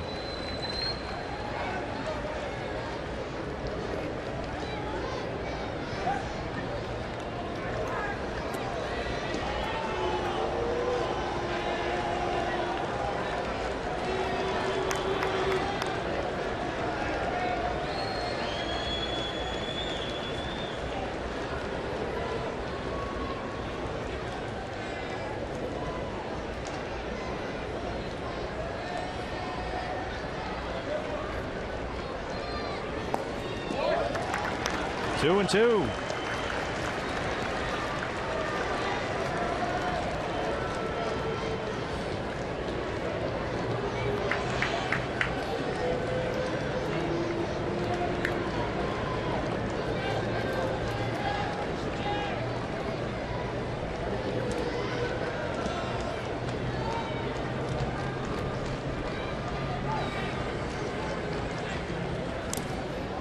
Does get a piece of that one. Bruce has not done much at all this month. He's hitting under 150 in August with 1 homer. Just gets a piece of that Daniel Hudson changeup that time. He's shown Jay Bruce everything he has out there. He's seen the slider, the fastball, now the straight changeup. 2-2.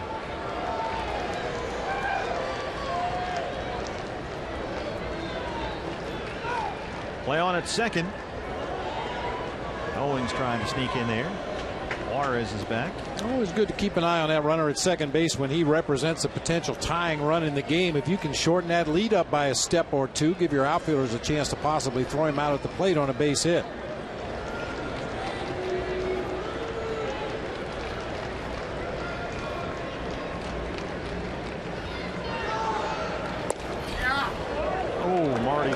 Says ball 3.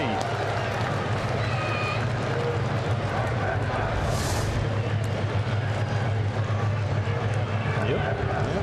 Played in.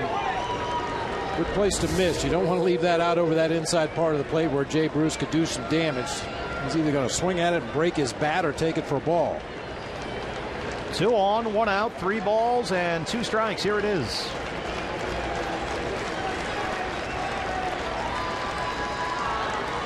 Got him. 96. A big strikeout for Huddy. 2 down.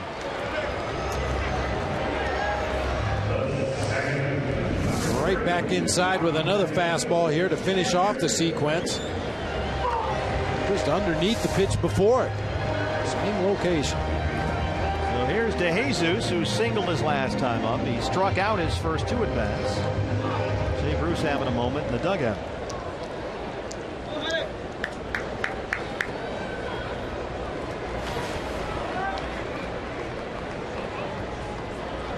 Jesus, 3 for his last 23 at the plate.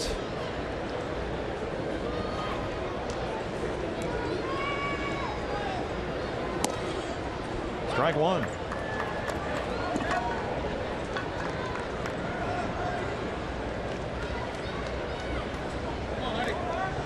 Huddy trying to get it to Brad Ziegler. The bullpen for the Diamondbacks has been outstanding today. Home entered 3 perfect innings. Chafe in the 6th, Hernandez the 7th, and Hudson trying to hold a 1-run lead in the 8th. A ball and a strike.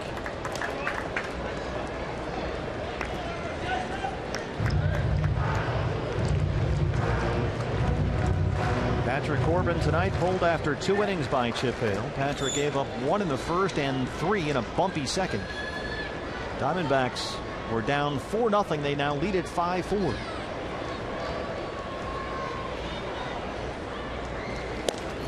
A big cut at that one. 95 from Daniel, and it's 1-2.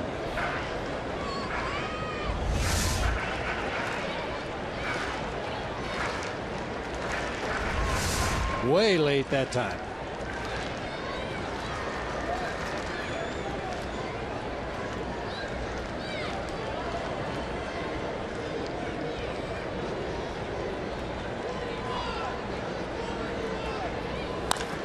On the ground is short.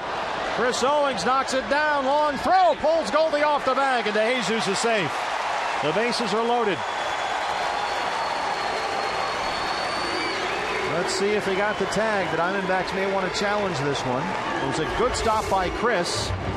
And let's see if Goldie can get the glove on DeJesus at first. Garcia looked at third base initially, but realized they weren't going to get the out there, so he fires across the diamond, pulling Goldie off the bag. Mike Winters, the crew chief, is the first base umpire right there. And the headsets are coming on. Diamondbacks will challenge the call. It's another replay review brought to you by Mix One.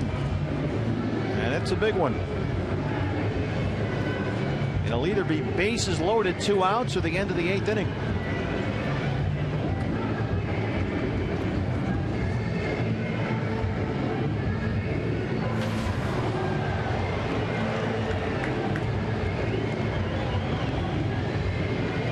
question is, will there be a replay that shows a definitive tag down there at first base? And I think we've seen one here on the big board at the ballpark. I think that was it. I think we just saw it too, Bob, here. And the Diamondbacks are coming off the field. The headsets are still on. Mark Wagner and Mike Winters over there talking to New York. And again, the call is made in New York, not here. And they're on the headsets talking to other umpires. Here's the same angle now. Does he get him with the glove?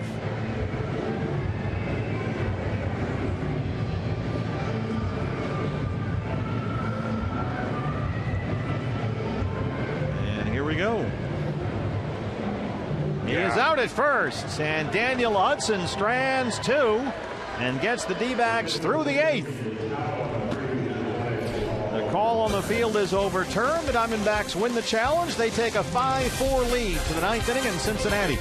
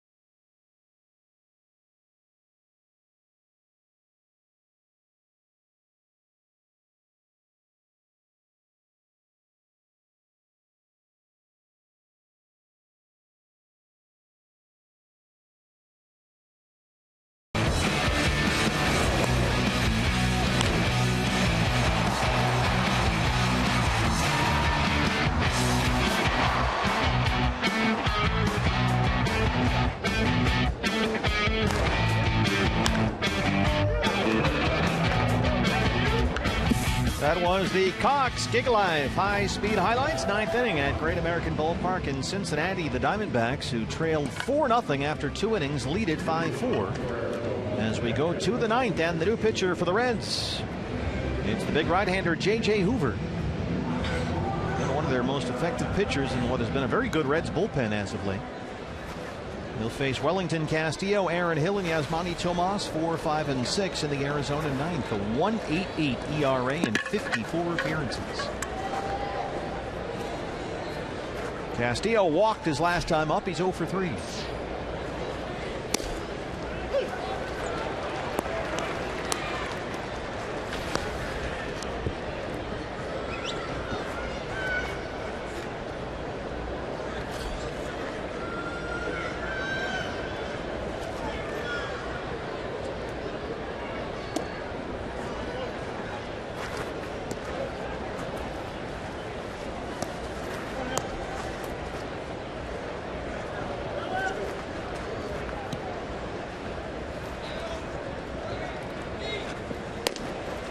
Can't hold up. A ball and 2 strikes. Diamondbacks trying to get what would be just their second win this year after trailing after the 7th inning. Trailing after the 7th, the D-backs this year 1-49. A 2-hopper right to DeJesus at second. 1 away.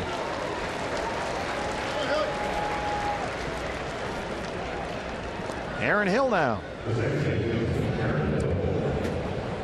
And after that call at first was overturned, it's a look at our updated replay review standings, brought to you by Mix One. Aaron Hill singled and scored in the 6th. He's 1 for 4.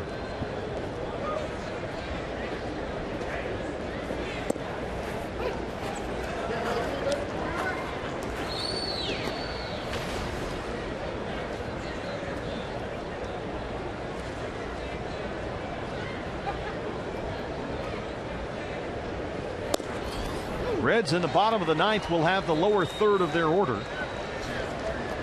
Schumacher, Barnhart, and the pitcher's spot. 7, 8, 9.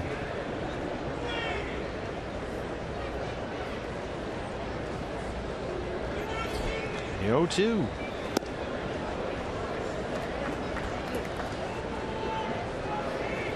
Brad Ziegler is ready.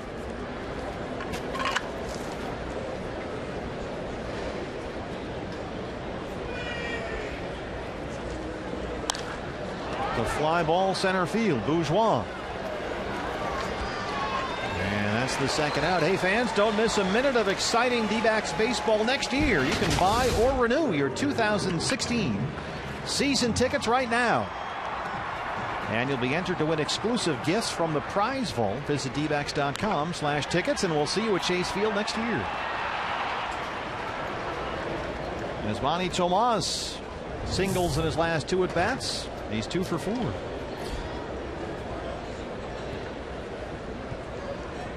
Brad Ziegler waiting the bullpen. He's converted 19 straight save opportunities. D-backs a chance to get back on the winning track on this road trip.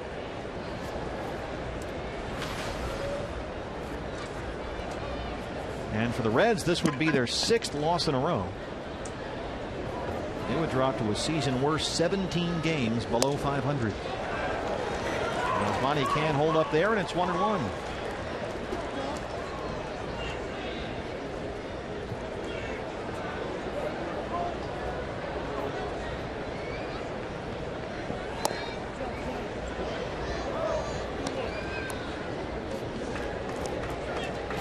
Diamondbacks have had several offensive stars. Ender Inciarte, 2 hits and a walk. A.J. Pollock, 4 for 5.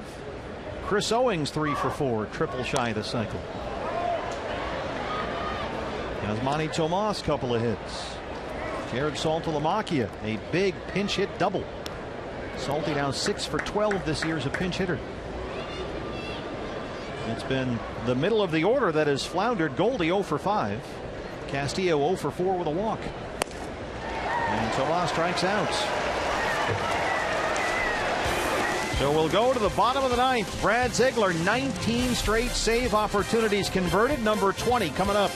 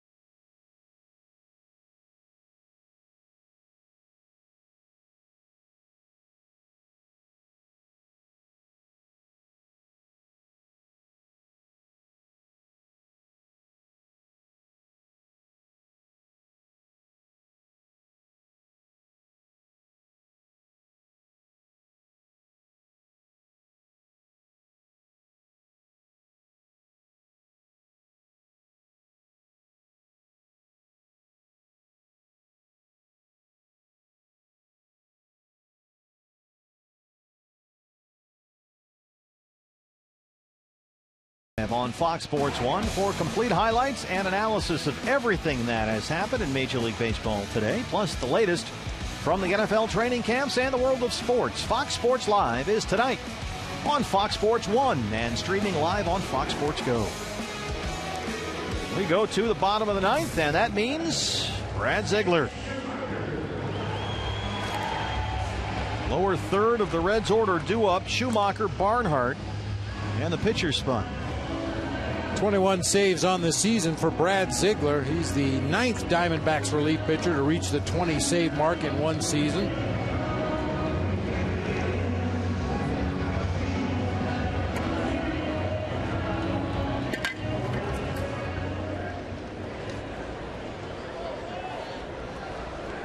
But Skip Schumacher is 3 for 8 with a couple of doubles career against Ziegler, and he'll lead off the Reds' ninth. Jake Lamb sneaks in a couple of steps on the grass at third. Schumacher doubled and scored in the second, 1 for 3.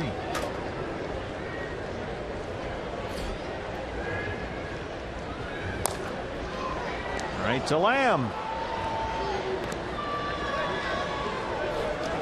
Well, there are different ways to get it done. They have their way here in Cincinnati, and we have our guy in Arizona. Yeah, both have a very high save percentage, a very low ERA. Chapman does strike out a few more pitchers per 9 inning, and his fastball's a little bit quicker. Well, if you want to nitpick. Yeah. Tucker Barnhart, pitcher spot is due up next. Brian Pena in the on-deck circle. And once again, Ziegler's ahead 0-1. Barnhart an RBI single. He scored in the second, 1 for 3. He's got 7 hits in his last 5 starts.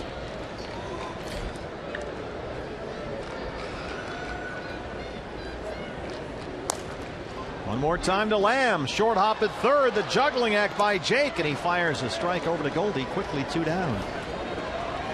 Nice recovery. Just keep it in front. Get some body parts in front of that ball. Make sure it stays in front of you. And that time Jake able to recover, throw on the move, and plenty of time to get Barnhart at first.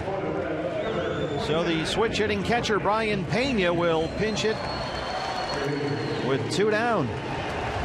He'll hit for Hoover. Pena 275 without a home run. Much better from the left-hand side. He's hitting nearly 300 as a lefty this year. No shift for the D-backs. There's ball 1.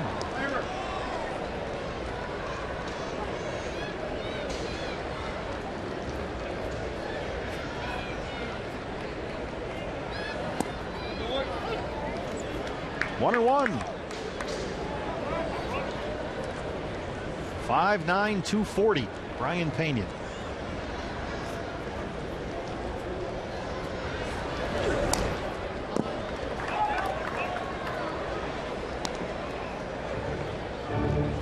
The throwback to when all the catchers were built like that. Now they're lean, athletic types. Yeah. Well, Brian Pena's in great shape. The circle's a shape, right? 1 and 2. One more time to Jake Lamb, and Brad Ziegler gets it done. The Diamondbacks, who trailed it 4-0, come back to win it 5-4. And they win the opener of this 4-game series in Cincinnati. Just their second win all year when trailing after 7 innings. And Patrick Corbin goes only 2 innings.